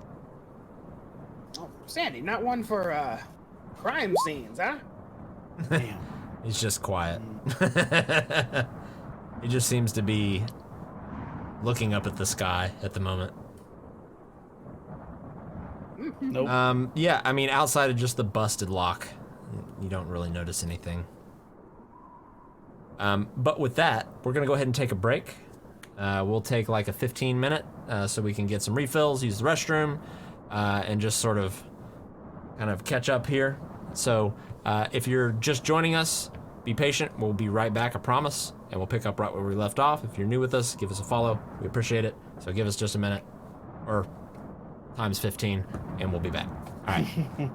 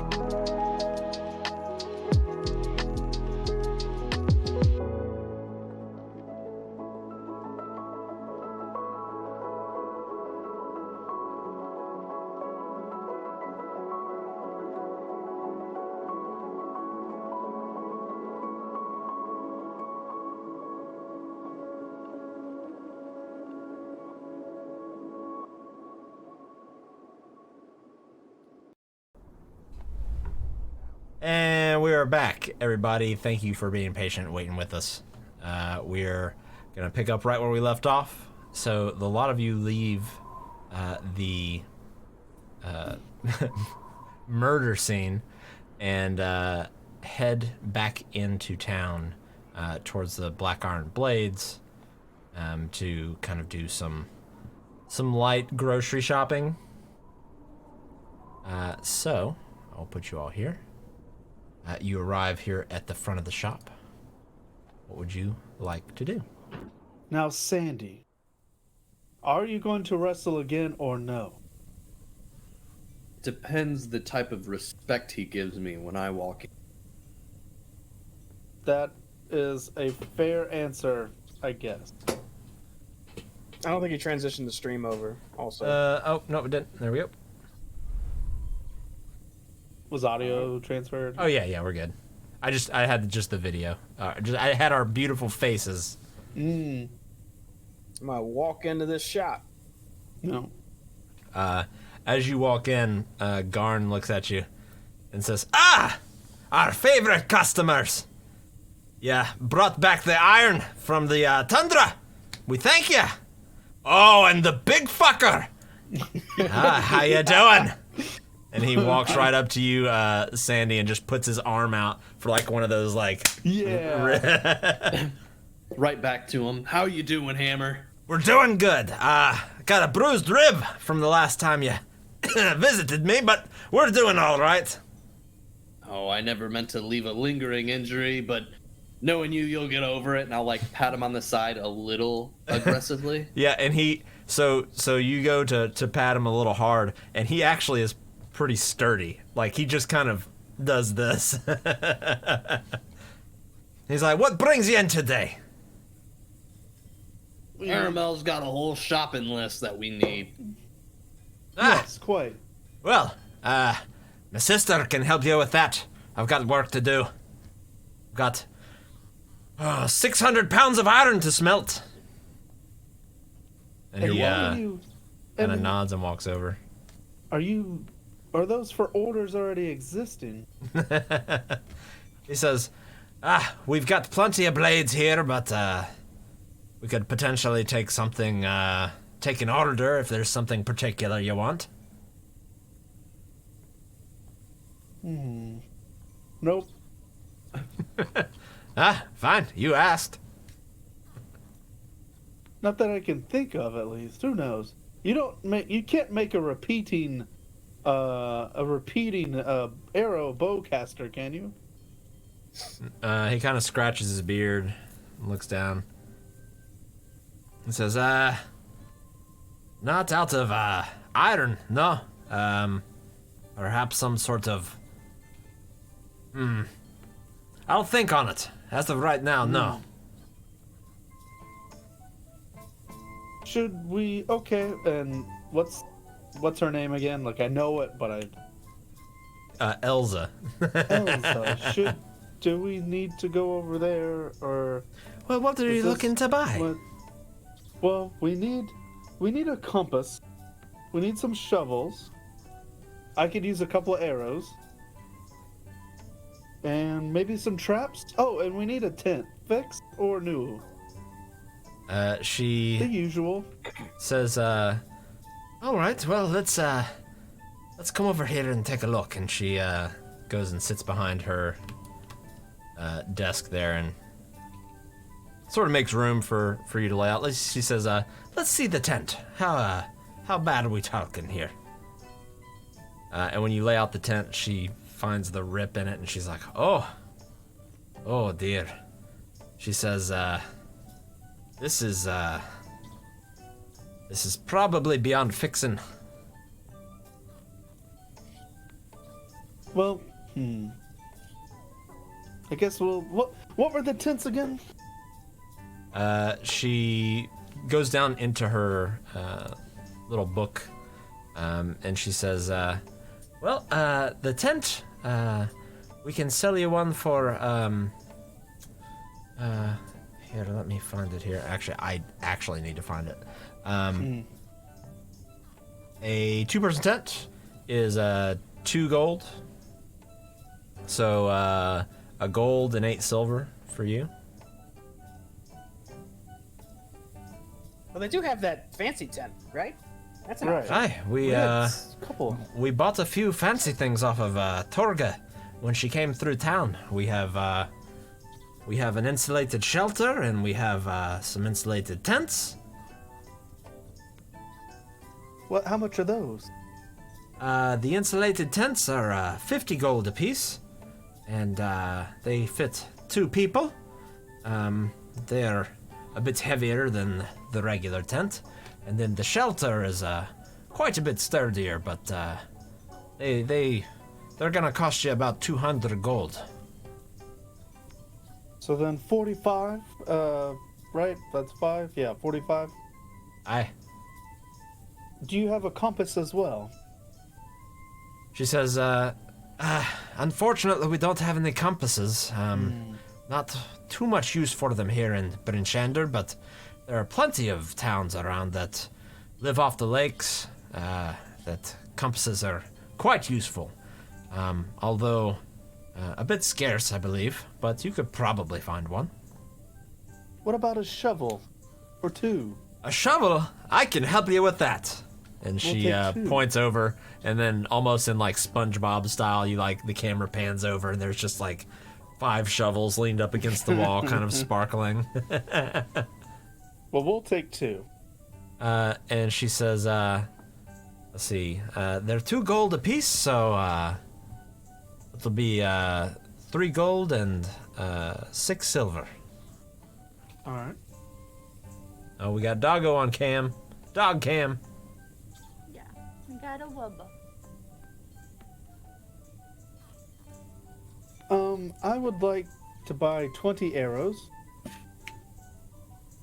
And she goes and grabs the arrows, puts them on the desk. Now, do you have any lanterns by chance? You're looking for something that just Something that a would- general lantern? Like, what are we talking about? Something that would replace a torch. We've got a hooded lantern, yes. That could work. Now, DM question: does that give more light, less light than a torch, or same? It'd be pretty much the same, but you're not really gonna have to replace it. It's gonna run off of like whale oil. But you'd get a lot more for your money than constantly having to buy new torches and stuff like that. Okay. Then yes, I'd like to add one of those, please. How much for the arrows and the lantern? How many arrows did you get? 20.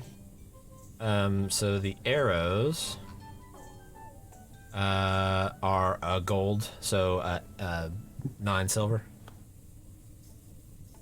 And then how much for that lantern? The lantern is Hooded or bullseye?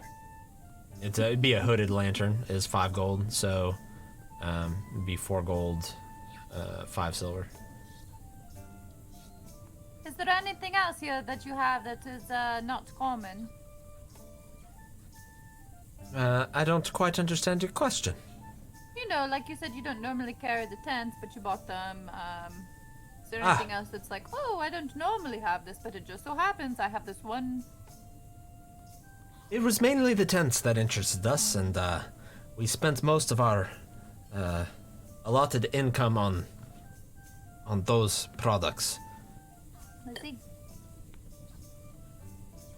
She says, and she kind of holds up the torn tent and says, Do you need another tent? We'll take one of those insulated tents. Ah, very good. And she kind of gets excited. She says, you'll have to let me know how it is.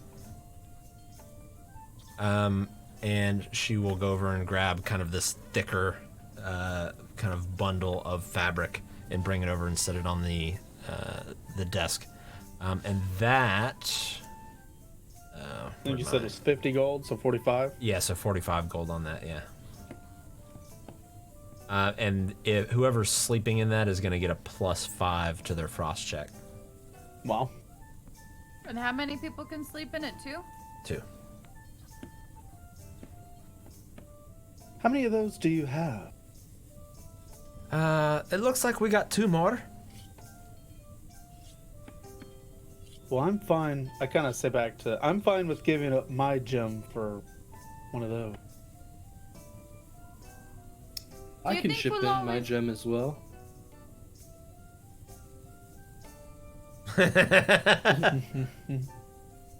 And if 2 people, there's 2 of us. So how about I give you guys each 10 gold to contribute? 20 gold. So it's kind of like I'm paying for half.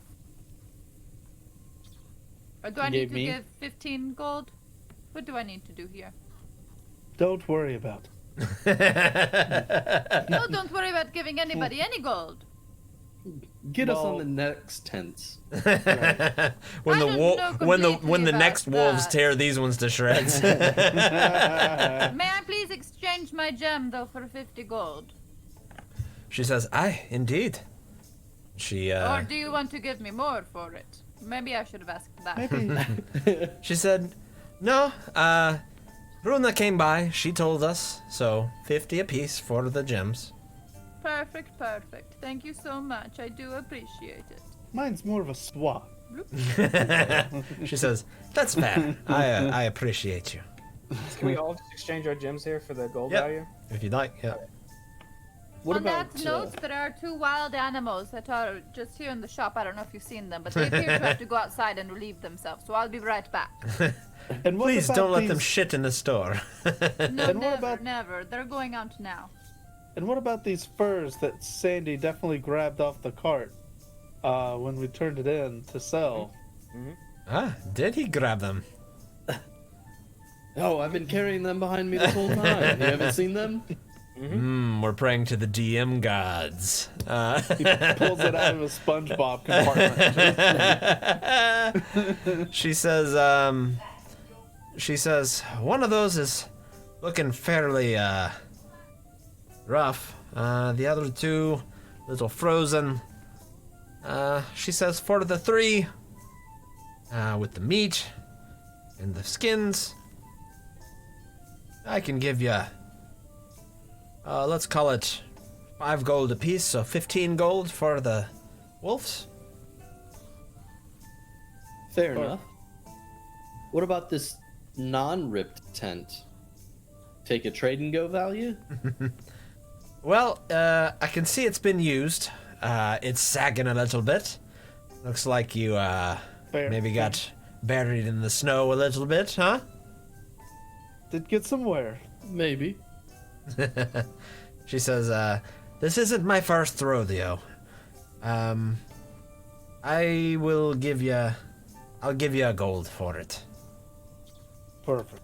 All right. We don't need it. At least now we don't.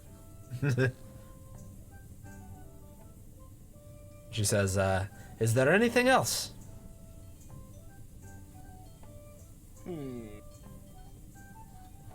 Do we need traps? Should we get traps? They're kind of heavy. You know, Sin did mention some traps. Do you have traps? We have 2 bear traps. I mean, she's the expert in what she wanted, I guess. I think We can always, since she's letting the dogs Sure. out, we can Yeah, always we'll get some. backtrack that if she wants to get some. I agree with the backtracking. Yeah. I think that might be everything we need then. How many shovels are we getting? Did you get 2? 2? 2's good, yes? So 2 tents, 2 shovels, your arrows. What else are we getting? Is that it? This lantern Lantern for Sandy. and the 2 tents. Right. And we're gonna sell the wolf pelts and the not torn tent. After that, I guess we'll have to talk about transportation. 1 step at a Yep. time, though, right?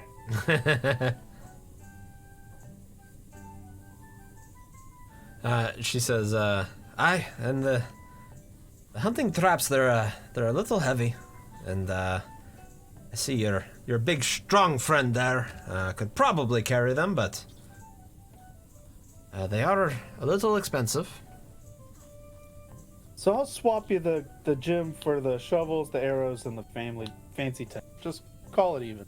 I'll call it even, my friend. You may have to shove out the 4 gold for your lantern, though. 5 silver.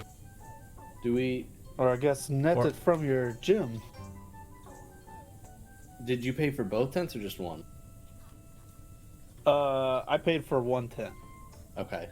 I'll hand over my gem for the other tent. Okay. And the lantern, yeah. That'll cover the lantern too, because you discount.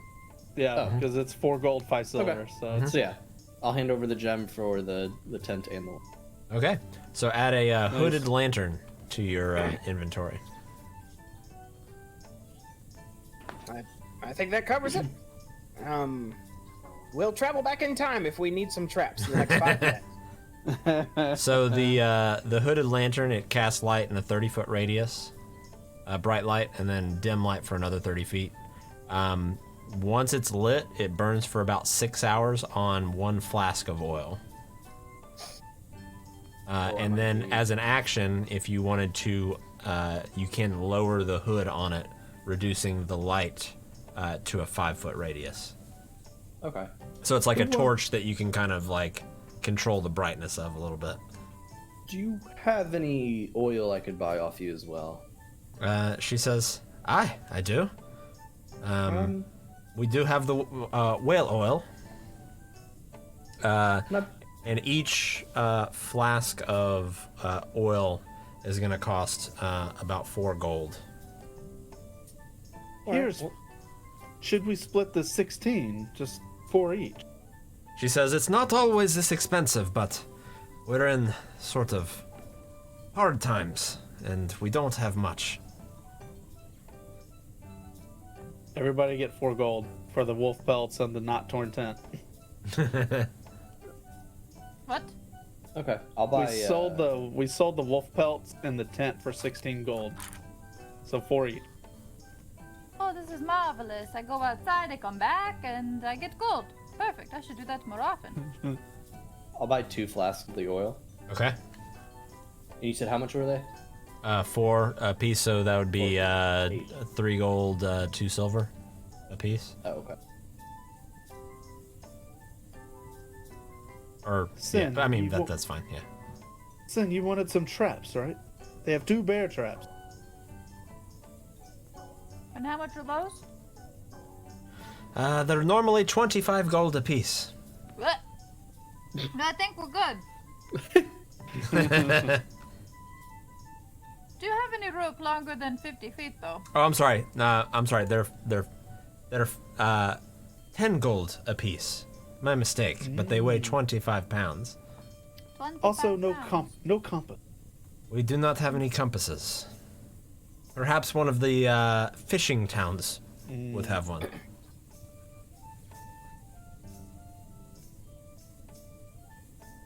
I think we're all right. All right, we all set? Actually, there is one more thing I wanted to ask about. If we were trying to secure some type of transportation, where would we check? She says, we can arrange that. There are a couple of options. We have the axe beaks, and then you could always purchase a sled with dogs as well. Axe beaks sound pretty hardcore. How about that route? How much are they? Let me look it up real quick. What is an axe? Here we go. So, It's like a chocobo. actually, I might be able to post it. Maybe? Maybe not.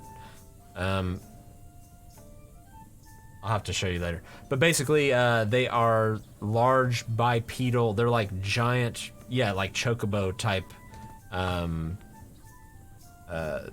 creatures, and they have very wide toes, like chicken feet almost, that allow it to run pretty easily across the snow. She tells you that an axe beak, on average, can be purchased for about 60 gold a piece. And how many can sit on an axe beak? Well, just one. Just one person. Damn it. Now, if dog it's sled.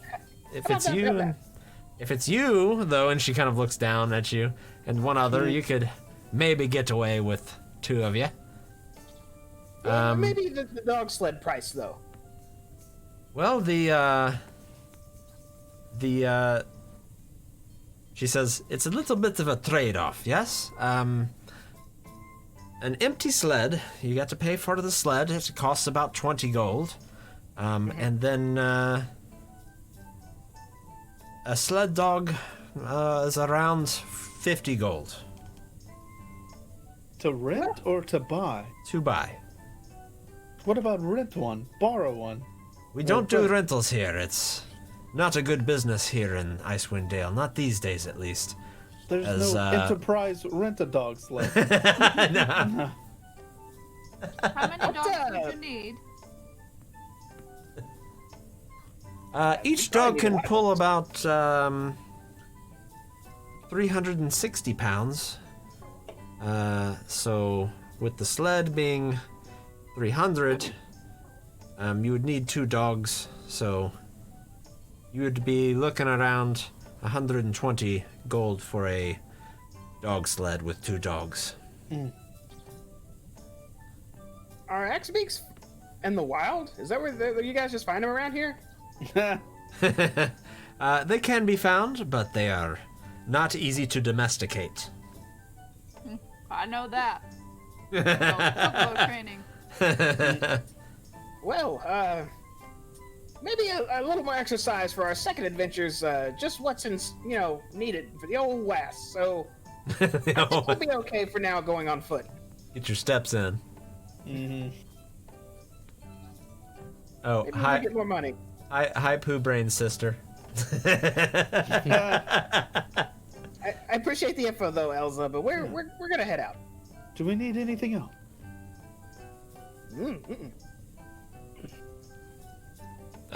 Garn sort of steps up and says, "Hi, you be safe out there, yeah? Sandy, I'm looking at you. We're ready for round 2 next time you come back." Oh, don't promise anything your mouth can't check. He says, "Oh, it's a promise." And then he kind of coughs a little bit.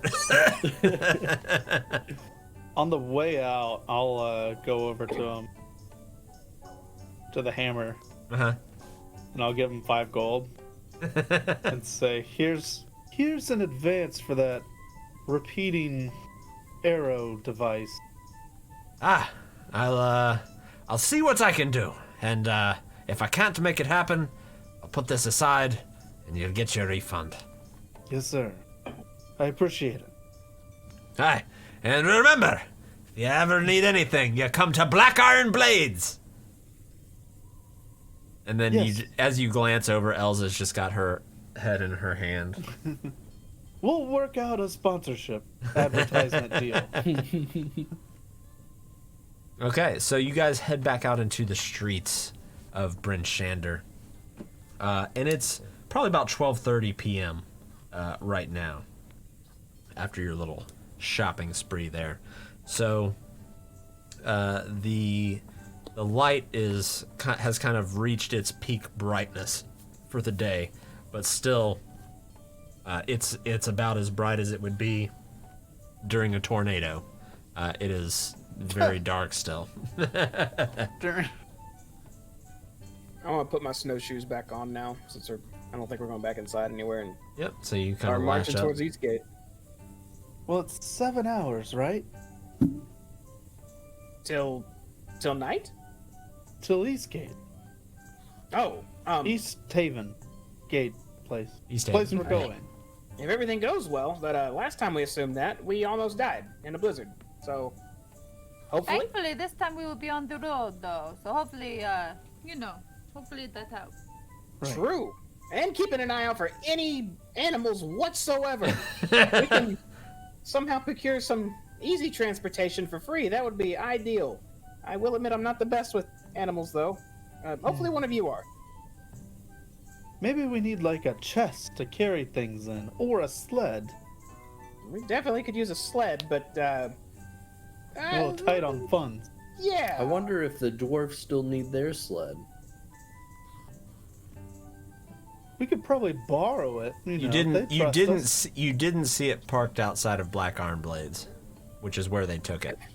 Probably in a shed somewhere. Getting I don't dust. feel like hunting them down. I don't know where they are. Mm-hmm. All right, so what would we like to do? We heading out the east gate? Yeah, we're just gonna go ahead and go. We got it. We'll be good guys. I'm gonna start marching east. Famous last words. Hey, y'all, watch this.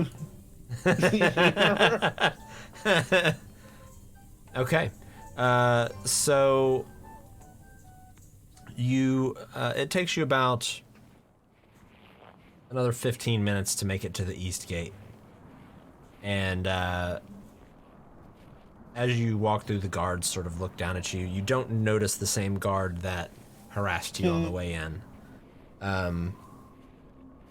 So it's right at about 1 p.m. When you make it here. And out in front of you, the weather looks pretty okay. The sky is just extremely overcast. There is no sun. There is no blue. It's all just gray and dim and dark. You still realistically, unless you have dark vision, are not going to really be able to see much. It's kind of dim light, very shadowy. But as you look out, you see the snow and the wind sort of twisting and swirling in front of you. But there is a path that's sort of divoted down into the, or kind of below the edges there. So you kind of see a path that you can navigate. But beyond that is just a white and gray expanse of nothingness that you look out to. And the guards let us through the gate? They let you right through. Multi-pass. Okay. We start heading out of town. Okay. Onward. Is there anything anybody wants to do while you're traveling? Anything Yes. you guys want to talk about? Yep, go ahead. I want to take out that sealed scrolling case that I was given to give to the wizard dude about the Chewingas. Okay. I want to look it over and see what it's about. Sure. So in there, it's mostly just notes about how the Chewinga, like the behavior of it. She was able to kind of coax it to do a few different magical effects, warming things up, cooling things down. She makes several footnotes saying that she doesn't know how she would, we would apply this to a large scale to really save Icewind Dale as a whole, but if someone, was well versed enough in magic, perhaps there could be something there. But a lot of it is just kind of day by day, hour by hour notes about her interaction with this Chewinga. Mostly just kind of boring stuff. There doesn't seem to be anything that really just pops out at you. I just looked that over for a while we're walking them. Okay. So, the weather as you continue through the day, the further you go, and the dimmer the light becomes, it starts to get a little bit colder, a little bit colder, a little bit colder as you go. Not so cold that your clothing can't take care of it. About 3 hours pass. So after these 3 hours, is there anything anybody wants to do? So at this point, it's about 4 p.m. No. Can I look over the horizon and see if I see any wildlife whatsoever? Make a perception check. All right.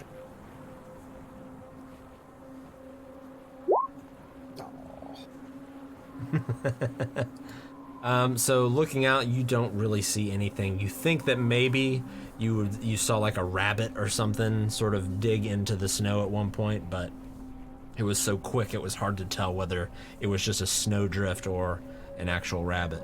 And at this point, you start to notice it getting a bit darker as dusk begins to set in, and the wind begins to pick up a bit, and the temperature begins to drop.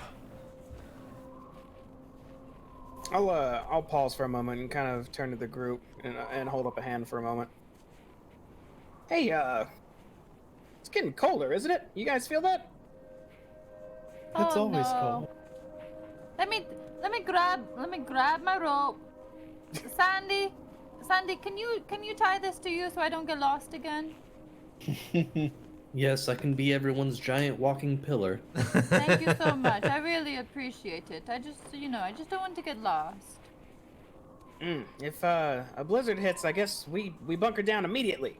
It might be just getting colder because it's getting dark, but last time we better to be prepared. Last time it was a shit show. You can just say it. It's fine. I've learned my lesson. We learned a lot. All right. We are better for it. Okay, so continuing on. The further you go, the darker it starts to get, and just barely in the sky, you can start to see the aurora weave its way across with its green and blues and purple hues, sort of illuminating the path. Realistically about the same as it did during the daytime. But the wind does start to sort of whip and pick up. And the snow starts to come down a little heavier and a little heavier. And the wind picks up a little more and a little more. But it seems to hold steady. Your vision sort of drops a bit. You can't quite see as far as you normally could. I need everybody to make a perception check with advantage for me. Man. Oh no. I rolled less than a 10 all night. Oh my god. I want to see it, damn it. What is it? 12 was the highest. 12 was the highest, yeah. So, Aramil, as you're walking through this heavy snow, that's just kind of dumping down on you, the wind sort of swirling it around, you hear just kind of a faint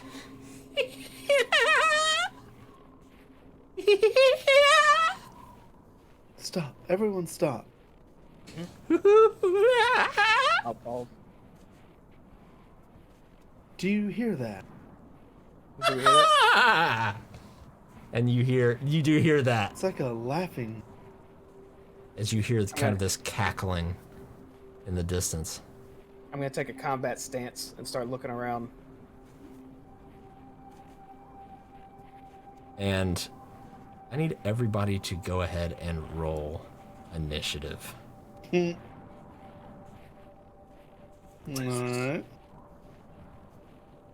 Alright. Even if we don't have any tokens to select, fine. Well, just a sec. I'm getting there. I wasn't sure if we were gonna be here or not, so 1 moment. Let me fix it. Oh yeah, look at me. Everybody roll initiative. How? How, DM? How do I roll initiative? Let me go get my dice. What up, Whiskey? Is Whiskey here? Yes, he is. Whiskey. I haven't seen Whiskey in a minute. What's up, Whiskey? I'm just kind of putting everybody where they need to go real quick. Okay. Now we'll go ahead and bring us over here. There we go.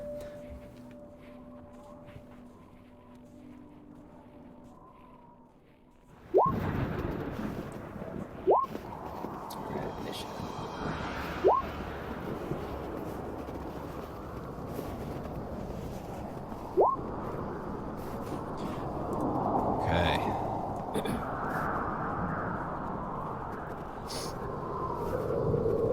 What is this? There we go.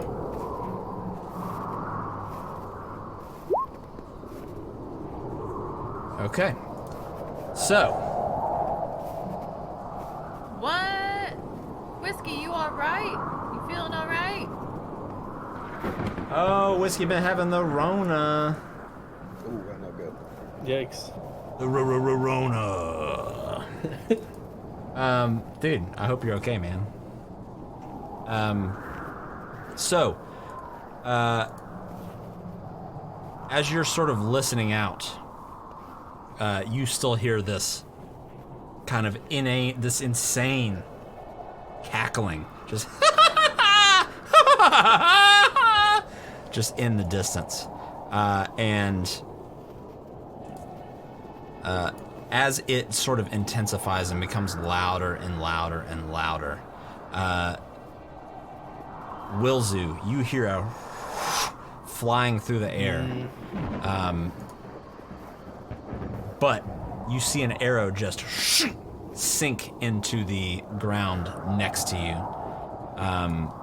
And after seeing how it kind of hit the ground, let me turn on this. Here we go. You can tell that it came from the ridge up ahead of you. And when you peer up there, you see two figures looking down at you with these very kind of big jowls and sharp teeth kind of drooling down at you. They look like this.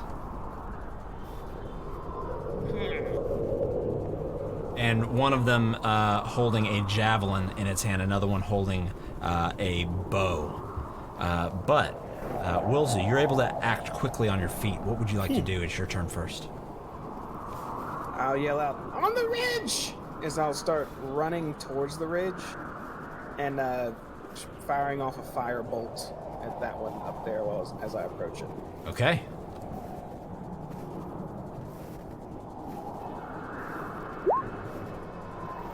So you throw you throw a firebolt up, and the wind just seems to just throw it off course, and it just sinks into the snow and melts a piece of it there down on the ground.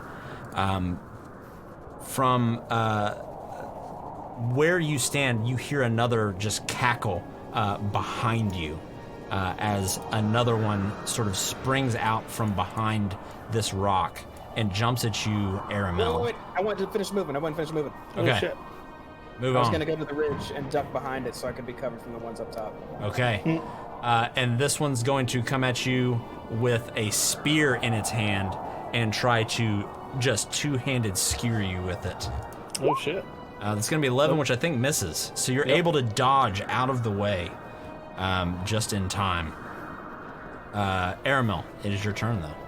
Perfect. As my bonus action, I would love to disengage. And I'm going to spin move behind Sandy. I'm going to pull out my short bow, and I'm going to attack that guy who just jumped me. Okay. Which I think is just a standard short bow, nothing fancy. He's going to dodge out of the way as that arrow just crashes against the rock behind him, and you hear him cackle again. Yikes. Innocent. And you just see the drool kind of dripping down his mouth. That's going to bring us to these here, as you see just barely in the distance two more sort of step up, and one of them is going to move 30 feet up to you, Wilzu, and is going to try and bite you. And is going to sink into you for 8 damage with a nat 20. The other one is going to take a shot with his bow towards you, Sucinda, which is going to be a 16 to hit. Yep. For 5 piercing damage as an arrow sinks into you. This one here is also going to shoot a bow at you, Sandy. That's going to be a 9, so it's going to miss as the wind actually carries this arrow out of the way, just right into the ground beside you. Sucinda, that brings us to you. How does my friend Wilzu look? He currently has a like 6 foot tall hyena monster clamping down onto his neck with its giant jaws. So not great. Let me go over here, and I'm just gonna be like, "Whoa, bro, what's going on?" And I'm going. That's not to Sucinda's cast- voice. Darling, why are you getting hurt? You know I don't like to actually help you guys. Can't you be self-sufficient?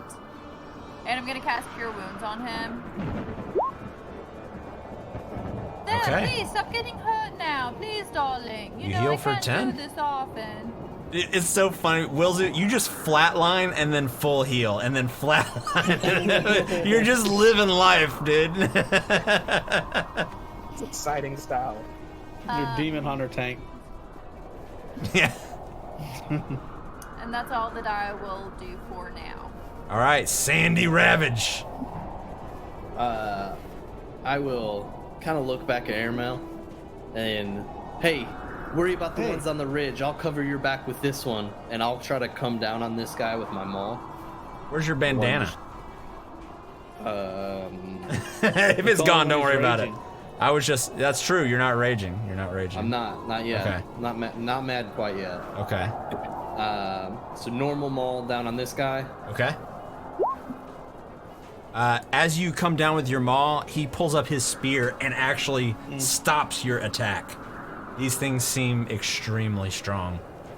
Oh, that kind of pisses me off. But and then I'd like to use my bonus action, if I could, to light my lantern. Okay. Normally it's an action, but I'll let it slide for now. Okay. And I'll end my turn after Okay. that. So let me turn your light on here.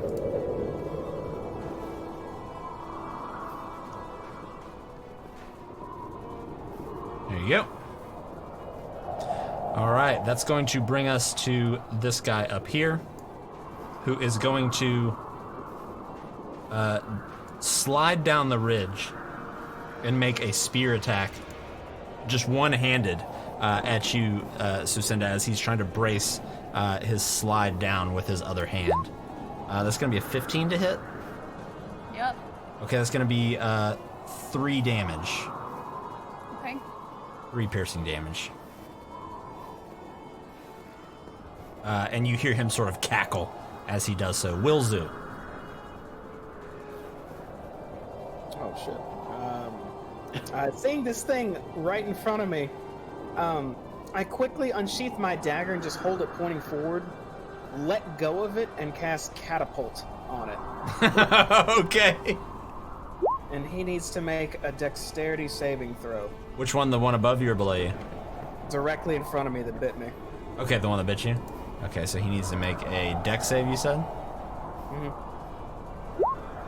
He fails. So it's flying in a straight line up to 90 feet in front of me with a hell of a lot of force behind it. Can you link it? Yeah, it did. I thought. Is it not? It's in chat, right? Oh, it's not. Hold on. Let me see if I can. There it show you is. all of the text. Yeah, there it is. So Let's see. essentially, my dagger's taking 3d8 damage, but so is he. Well, oh, I see. So you're, wait, so are you casting it on your dagger? Mm-hmm. Okay, the object flies in a straight line before falling to the ground, stopping early if it impacts. So if the object would strike a creature, object strikes the target and stops moving. When the object strikes something, the object.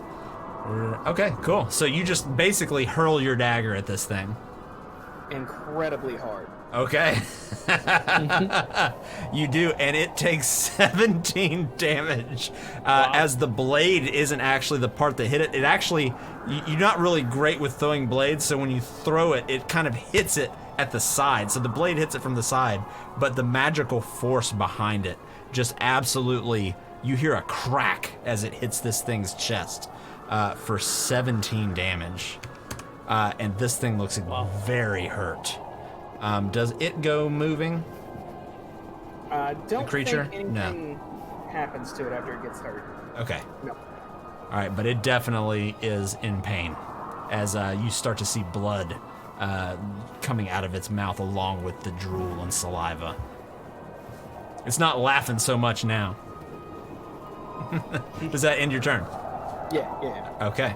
That is going to bring us to the one right here in front of you, Mr. Ravage. And he is going to now grip his spear with his other hand and attempt to strike at you two-handed. But it's going to miss as you parry off his spear again. Aramil. I would love to peek out beside Sandy and sneak attack this guy if that's allowed, since he's engaged. Yeah.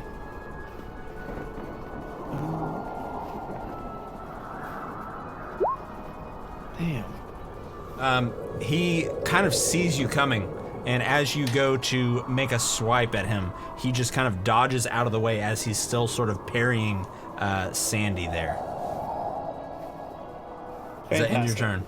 That ends my turn. Okay. Another arrow is going to fly from this one back here toward actually you, Sandy. But you are going to be fortunate enough as the wind just sort of carries this off to the side, as it seems like the wind and the weather are actually affecting ranged attacks in a negative fashion right now. But we've got a couple more here. Wilzu, the one that you just absolutely crushed, is going to lunge forward and attempt to bite you again. But is going to miss as you roll out of the way and he sort of coughs up some more blood in the snow in front of you. This one here is going to use his longbow to make an attack towards you, Aramil. That's going to be a 17 to hit for 8 piercing damage as an arrow just sinks into your thigh. Sucinda. Why do you guys keep on getting hurt? Please stop it. It's not intentional. Aramil, just hold on for a minute, okay? Let's just try and kill one of them. The one that has been hurt, I am going to attempt to hit it with my crossbow. Okay, the one right below Wilzu. Yeah. Okay. Fingers crossed. That is going to hit. As your crossbow bolt just sinks right into this thing's chest, and it actually takes a knee for a second, but still is barely clinging on to life. No, darling, you're supposed to be dead. Just fall down. You hear the one next to you just cackle loudly in your ear. Does that end your turn? It does. Sandy Ravage. I'm going to look at the one that blocked my attack and say, "You think you can block my attack, brother?" I'm going to go into a rage, and I'm going to come down with all my might on this man. Man. Oh, but he dodges. He sees the extra force behind this one, and your maul just hits the ground and actually cracks the ground in front of you, but he moves out of the way, and you hear him just cackle at you menacingly. I'll end my turn. Okay. That's going to bring us to this one here, who is going to make a bite attack at you, Sucinda. Okay. But is going to miss. And that was actually a nat 1, so he is going to try to bite you with such force that he falls forward and is currently prone on the ground. Perfect. Wilzu. Firebolt, the one right in front of me. Okay, I believe that's with disadvantage at close range, Firebolt? Is it? since it's a ranged attack. Oh shit, I didn't know that. Okay. In that case, are there any rocks nearby me? You've got the ridge behind you. There's a large boulder over next to Sandy. Outside of that, there are some more boulders down here to the southwest. So along this ridge, there's no like rocks laying around right now. How big of a rock are you looking for? 1 pound or more? Yeah, I mean, I'd say you could find a 1 pound rock. Good. As I'm looking around, I grab that and just hold it up, let go, and cast catapult again. Okay, so he needs to make another dex save? Mm-hmm. Okay.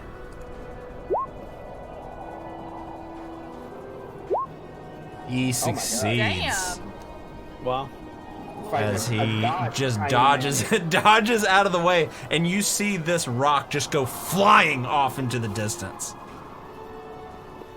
What can I do? No, that's all I can do. I'm just gonna hold my position. Okay. This null here, Sandy is going to try to make a counter attack against you, just with a one-handed spear as he's just dodged out of the way of your attack. That's going to be a 21 to hit for 3 piercing. I believe you take half damage, so that'll be 1 damage.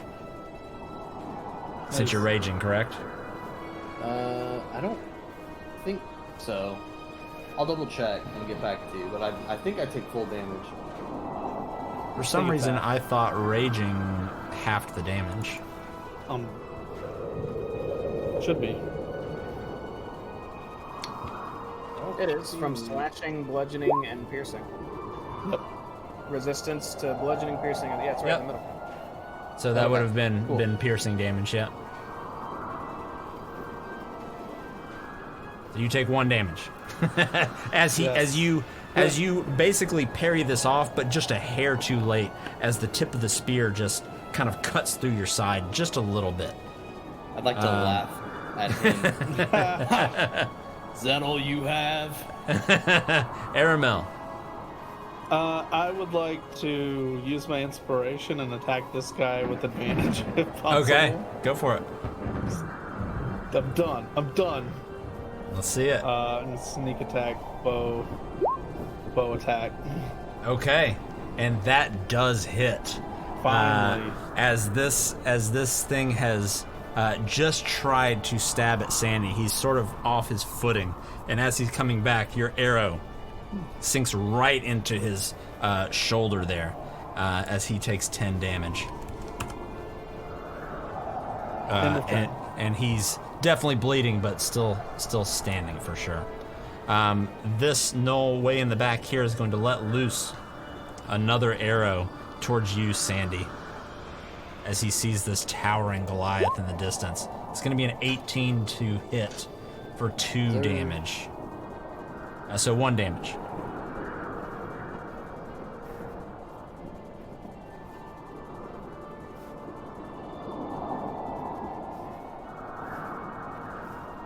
All right. Then this one, Wilzu again. At this point, he's just on all fours. At this point, just clamoring at you with his jaws,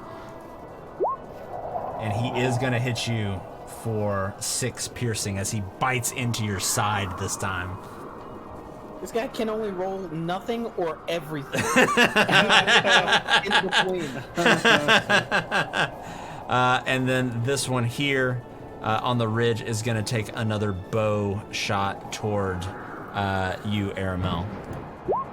For 13, I think that misses. Nope. Yeah, as the wind just causes it to veer off course again. Sucinda, you have Wilzu in front of you, and you have a gnoll laying on his belly in the snow behind you. I mean, that realist, yeah, I'm gonna Toll the Dead. Nice. The one that is in front of my friend Wilzu. Okay. Because he has been hurt before, so this will actually deal more damage. Mm-hmm. So it needs to make a wisdom save. Yeah. What's your spell save? Is that the save DC? Yeah. 12. You rolled a 9, so he fails. Nice. Perfect. He takes 8 necrotic damage. Okay. So, Wilzu, you see this thing coming in at you for another bite, and all of a sudden it just falls face first in the dirt, and it's just you see blood start coming out of its eye sockets and out of its ears as it just stops moving on the ground. and is dead. Perfect. Actually, almost damn near falls on top of you. Does that end your turn, Sucinda?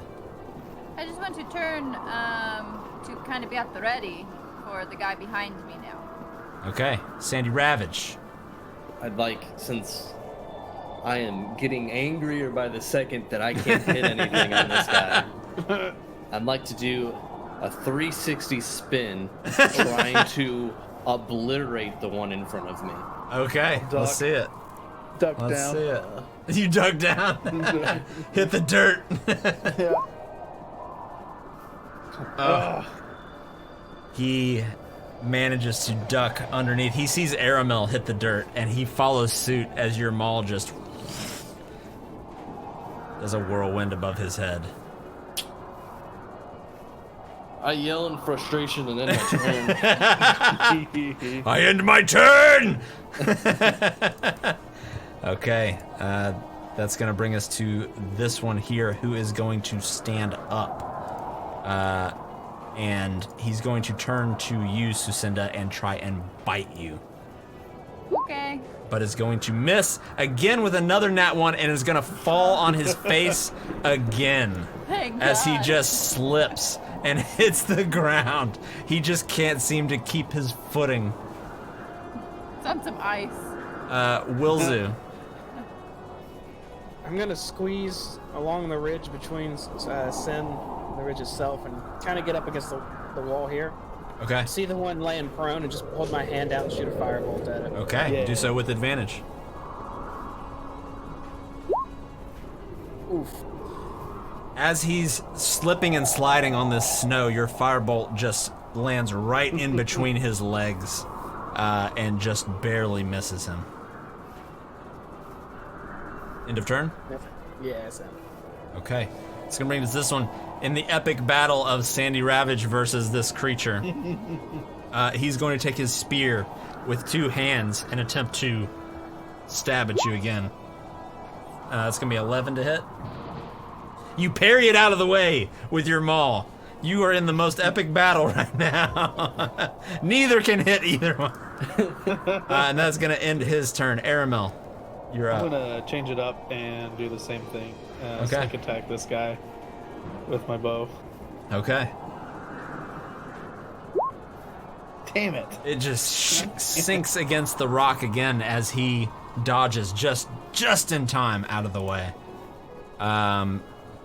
This one in the distance here is going to fire off another bow, excuse me, towards you, Sucinda, as he's loaded up another arrow. That's going to be a 19 to hit for 7 damage. You got me for sure. And you hear just a cackle in the distance. Not And this looking one too hot. here is going to fire a longbow towards you, Aramel. It's going to be a 22 for 6 damage. Yep. You gotta start pumping some damage out here. I need y'all to hit. Sucinda. You're telling us. I'm debating if I should try and save myself or try and injure someone. I'm not really sure what to do here.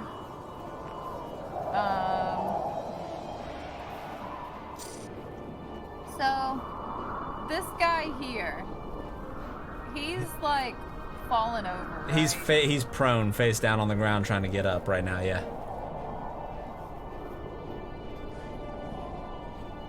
So, fuck. I really want to try and hurt him, but also I'm literally about to die at any second. So, I'm gonna cure. Can I cure wounds myself? I believe so. It's on touch. Yeah. It's just Yeah, you just I need to cure wounds myself because I'm literally about to die. okay. You heal and yourself I for only 5. heal for 5. What a joke. Okay, well, I'll probably still die next round. I should have tried to kill him after all. Well, with that attitude, does that end your turn? It You does. can move away if you want. He's prone. He would not get an attack of opportunity if you want to move. Yeah, let me move. Maybe that wouldn't be the worst idea. 5, 10. If I'm right here, like 15, I imagine the guy that's somewhere hidden over here, maybe this makes him not be able to see me. And I feel like if I'm tucked right here, this guy here also can't exactly see me. So, yeah, I feel like this is the smart place for me to be right now. Out of sight, out of mind. Who's Sucinda? She's not here anymore. I'd say in terms of ranged attack, both Wilzu and Sucinda, you both have like 3/4 cover. Perfect, great. I love range. All right, does that end your turn? Yep. Sandy Ravage. Do it. So is this the one? I'm looking at the one that I've been fighting, and then I look at the easy one on the ground, and then I look back at the one that I've been fighting, and back to the easy one on the ground. I'll take a deep sigh and try to finish the one of the greatest battles. Stupid. I grip my maul tighter, close my eyes, say a prayer to myself, and go a-swinging. Let's see it. Yes. And you connect. As you crack right into this thing's ribs. And it's just enough where this thing just spits up blood and hits the ground dead and stops moving. Then I kind of do a subtle fist pump down, look at the one laying there, hoping he's looking at me, kill his friend, and just go, "You're next, brother." And I end my turn. Okay. That's going to bring us to the one that's on the ground, who is going to use half his movement to stand up. And he's going to look at what just happened, and he's going to try and lunge and bite you.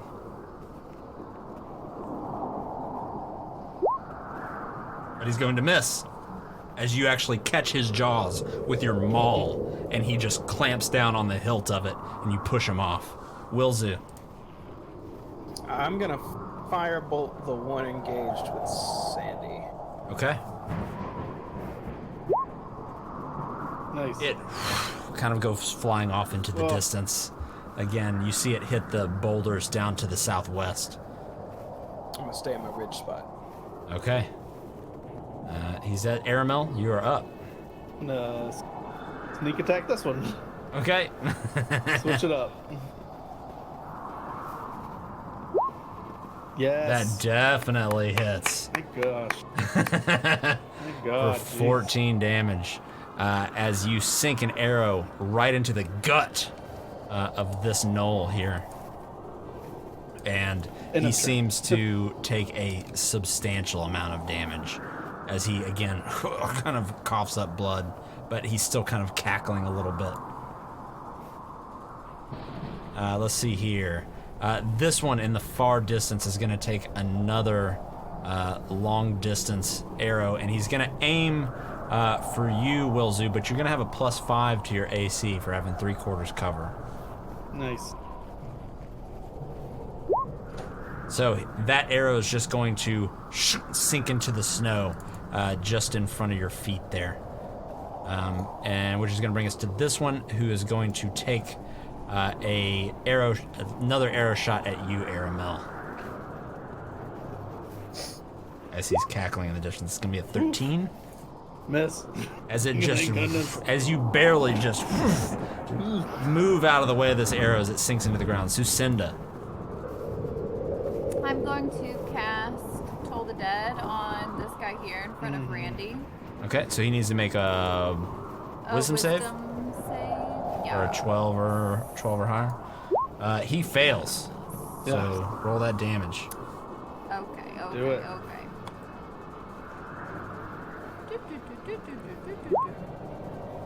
Okay. That's 2. You see his eyes glaze over and then go cross-eyed for a second, and you see blood start to pour out of one of his ears, and he almost loses his balance. His equilibrium seems a little off, but he's still standing.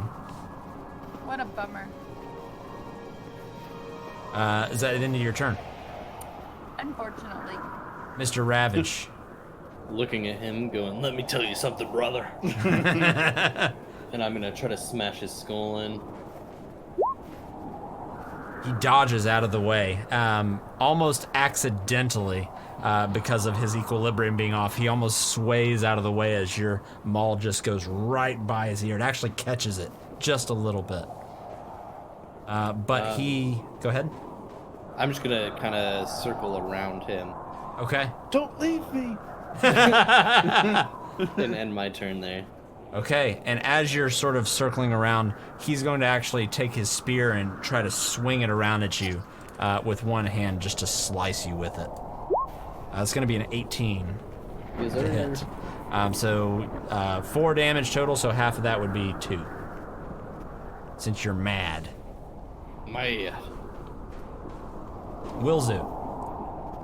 Firebolt number 4 has to hit, right?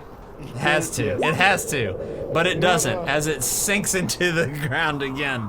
And you see the snow just sort of melt. In a turn?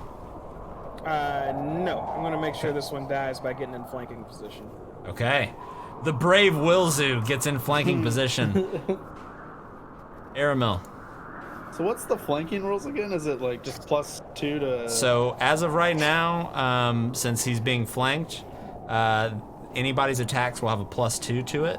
If you were to get in flanking position, or also get in range of it as well on top of Wilzu, you would have a +3 to your attack.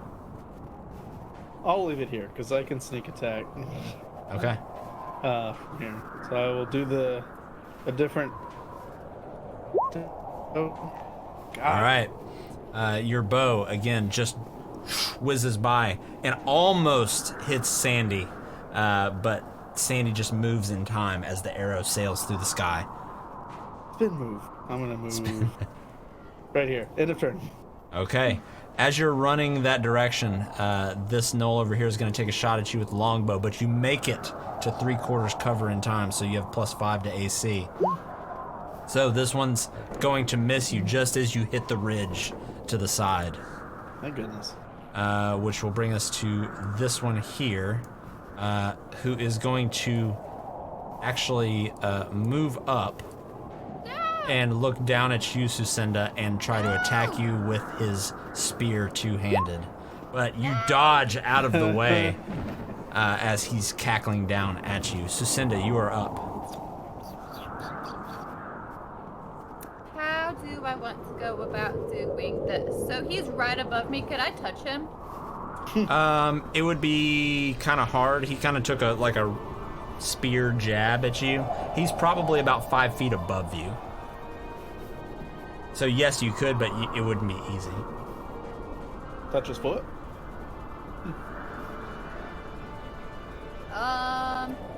Well, I reckon I'm just gonna take the easy way out of it then and try and get the one that's in between these two guys over here.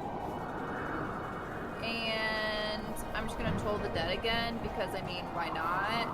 Okay. So let me make a wisdom save. That's gonna be a success.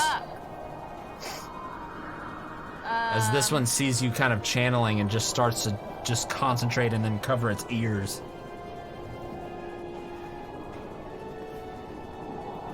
Trying to see, yeah, nothing happens then. Okay, End of turn. unfortunately. Mr. Ravage.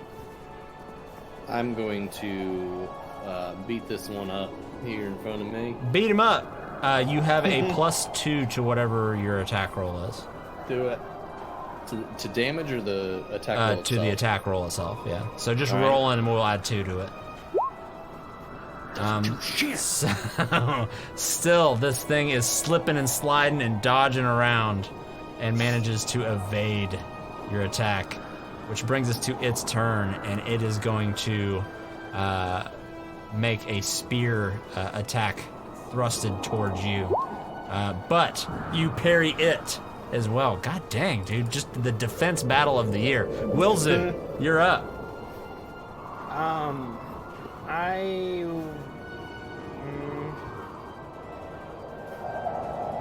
I'm gonna use a rock that's within 60 feet of me. I don't know where one is, but just maybe laying in the snow or something.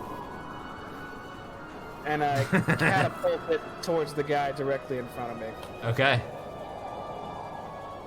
He needs to make another dex save. All right, dex save. Here we come. Wow. He succeeds as Man. he dodges out of the way. This is the worst fight. What the fuck? This is gonna be like a 10. These things are challenge level 1/2. They're not even challenge 1. Fucking 17 million dex save. Aramel. Glad I bought those arrows. I know, he's screwed. God. Aramel, it's your turn. Alright, I'm gonna sneak attack this guy. Okay. Just end it. Please. Yeah. Okay. There we go. God. So you come up with your short bow and just aim directly at the back of this thing's head, and you time it perfectly, as 6 is the exact number you needed to put it down into the dirt. And it's mid cackle, and it just and hits the ground. I Dead. will, I guess I'm in melee range. He's just right above us on that guy. Yeah, it would be with disadvantage since he's kind of above you. Oh. Well, I will still bonus action, disengage, spin move. Spin move that way. Okay. After this one crashes into the ground, you hear this one let out a loud cackle, which is echoed by another cackle down here. And this one's going to take the disengage action and start to run away, as is the one down there. Susendo, what would you like to do? I'd like to take a 5 foot or 10 step. I don't know what this is. Yeah, 5. And with my bow, try and hit this one. Okay.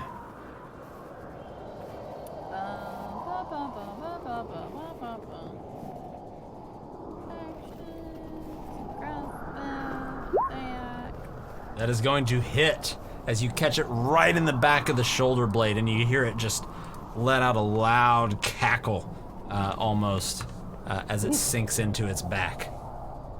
Good. You jerk. Okay, is that end your turn? Yeah. Sandy. Um, Well, I'll say I just Sandy, Sandy, Wilzu, and Aramel. You guys are all back to back, so you can take a. You guys can all do something at the same time if you'd like. Okay, I'm walking up to this one and kicking it. And that's my turn. Can we do a Ginyu Force pose? You can. Absolutely, you Bring your can. energy and charge this firebolt. If they're running away, I'm just gonna take a few breaths and just kind of get in there. Yeah, bend over.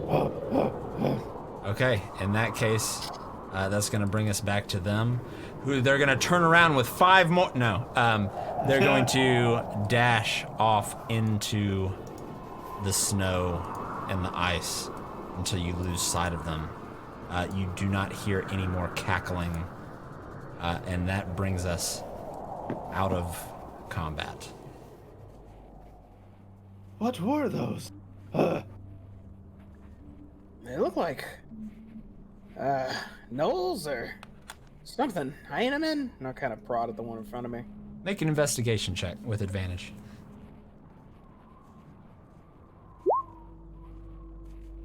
Yeah, you're able to tell that these are some kind of gnolls that have adapted themselves to live up here. They're in kind of warmer clothing, not as much as, you know, a regular human or you know, humanoid would need because of their fur. But they look every bit as vicious, maybe even more so than those from the southern parts of Faerun. Is everybody all right? Barely. I feel like shit. Barely. Think they got any money on them? You're welcome to check. Barely standing up. You're like woozy. So you checking them? Yeah, I'll get on like one knee. Prop up. Check 'em. Okay. You look at the three of them. They don't really have much on them. They don't have any money or anything on them. A few of them have some teeth and bones in their pouches and stuff like that. Although one of them does have 7 arrows in a quiver on its back. They're a little more. These? They're a little more crude than what you would get in town, but Sure. they look every bit as effective.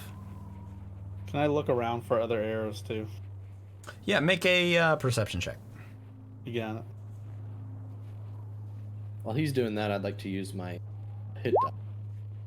Ooh, where Okay, was that? go for it. Yeah, where was that Where a was minute that ago? You actually find 5 more arrows just sticking out of the snow in various places. I also would like to use a hit die. Okay. Can we do that? Can we just use that die? If you want to take a short rest, you can. Yeah. Definitely need to. Alright. 4. What a joke. Just kind of propped do up I get against hit the dice back? propped up against the ridge. If you're taking a short rest, which is An hour. just an hour.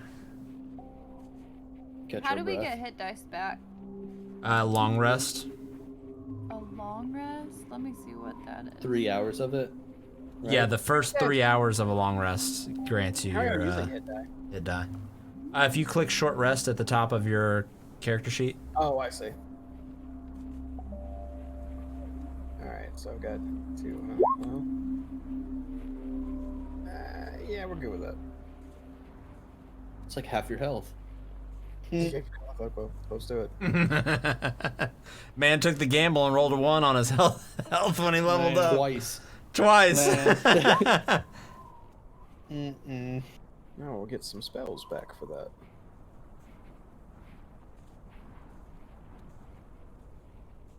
So, during your little 1 hour rest here, it's about after about an hour. You would probably guess it's probably about 6:15 p.m.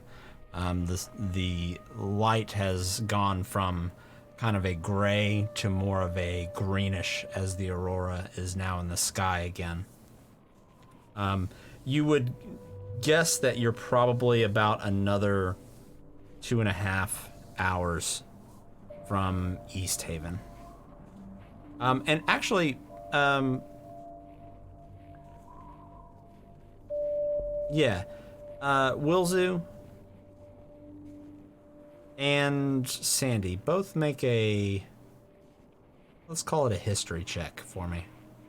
Both of you with advantage too.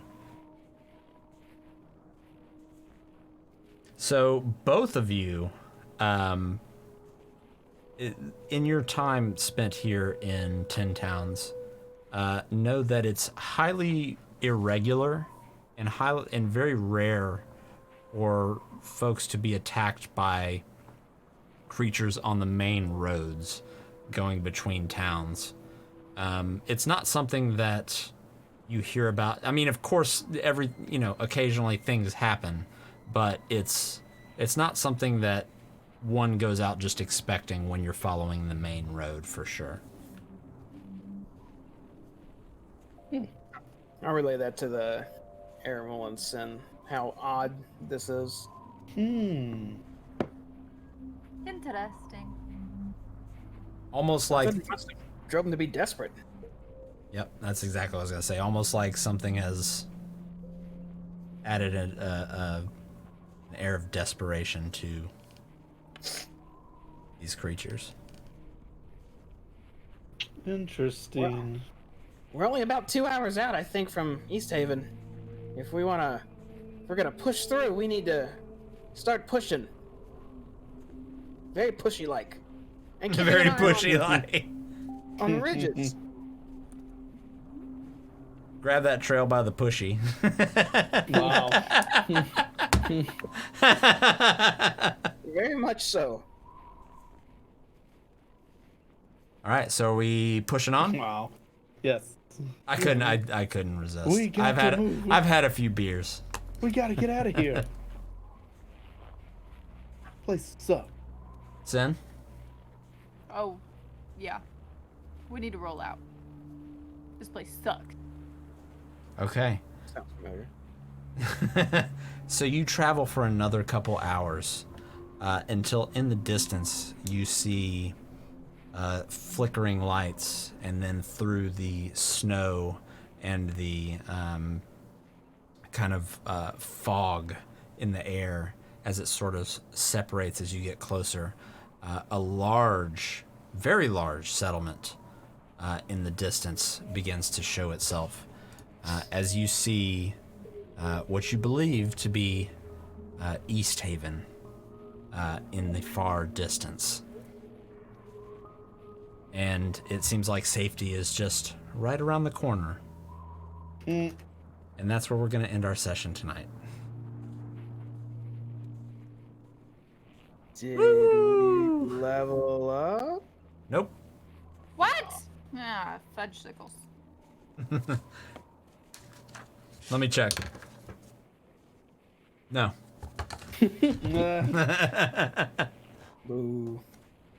That was pretend. I didn't mean that to be pretend. No. No, that was no level up yet tonight. We made it to a new town.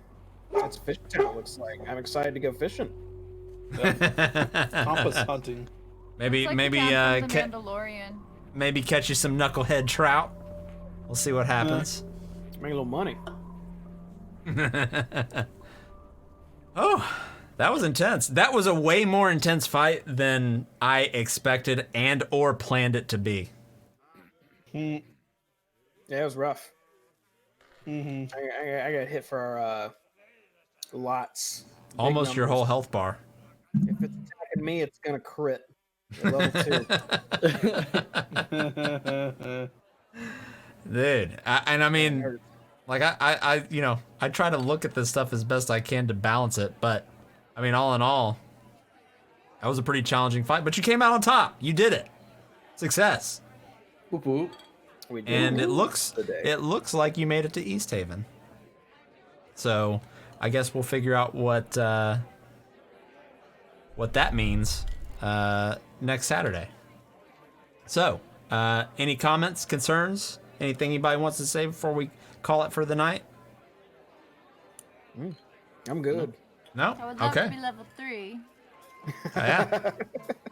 Hey, look, I'd like to not be the only person alive in our other campaign on Monday, but the dice fell where they did, and I'm the only one alive, and it's up to me to save the whole fucking campaign.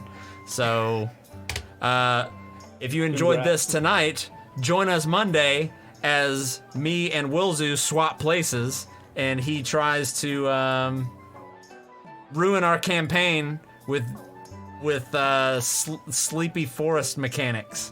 That's not up to me. And you're right, Paradox. Well, no. You're not right, Paradox. You're close. You're close, Paradox. We'll see what happens. Look, I've got the utmost confidence in my character Orion to get us through this dark time. But that's going to do it for us for tonight. We appreciate you all joining us. We hope you had a good time. We hope you had a good, safe Thanksgiving. We're going to be off tomorrow, but we'll be back Monday with our Shadow of the Demon Lord campaign. And we'll see what happens there. It could be the end of a campaign, or it could be a glorious moment for Orion. So we'll see. If you enjoy the stream and you're new with us, give us a follow. Join us in our future streams. We do mainly D&D tabletop games, and then other random stuff throughout the week. We're doing WoW Shadowlands right now. And outside of that, I got nothing else. Anybody? Anything else from anybody? No, I don't think so. I already asked that question. So we're good. Thank you, everybody, and we'll see you in the next one. Bye.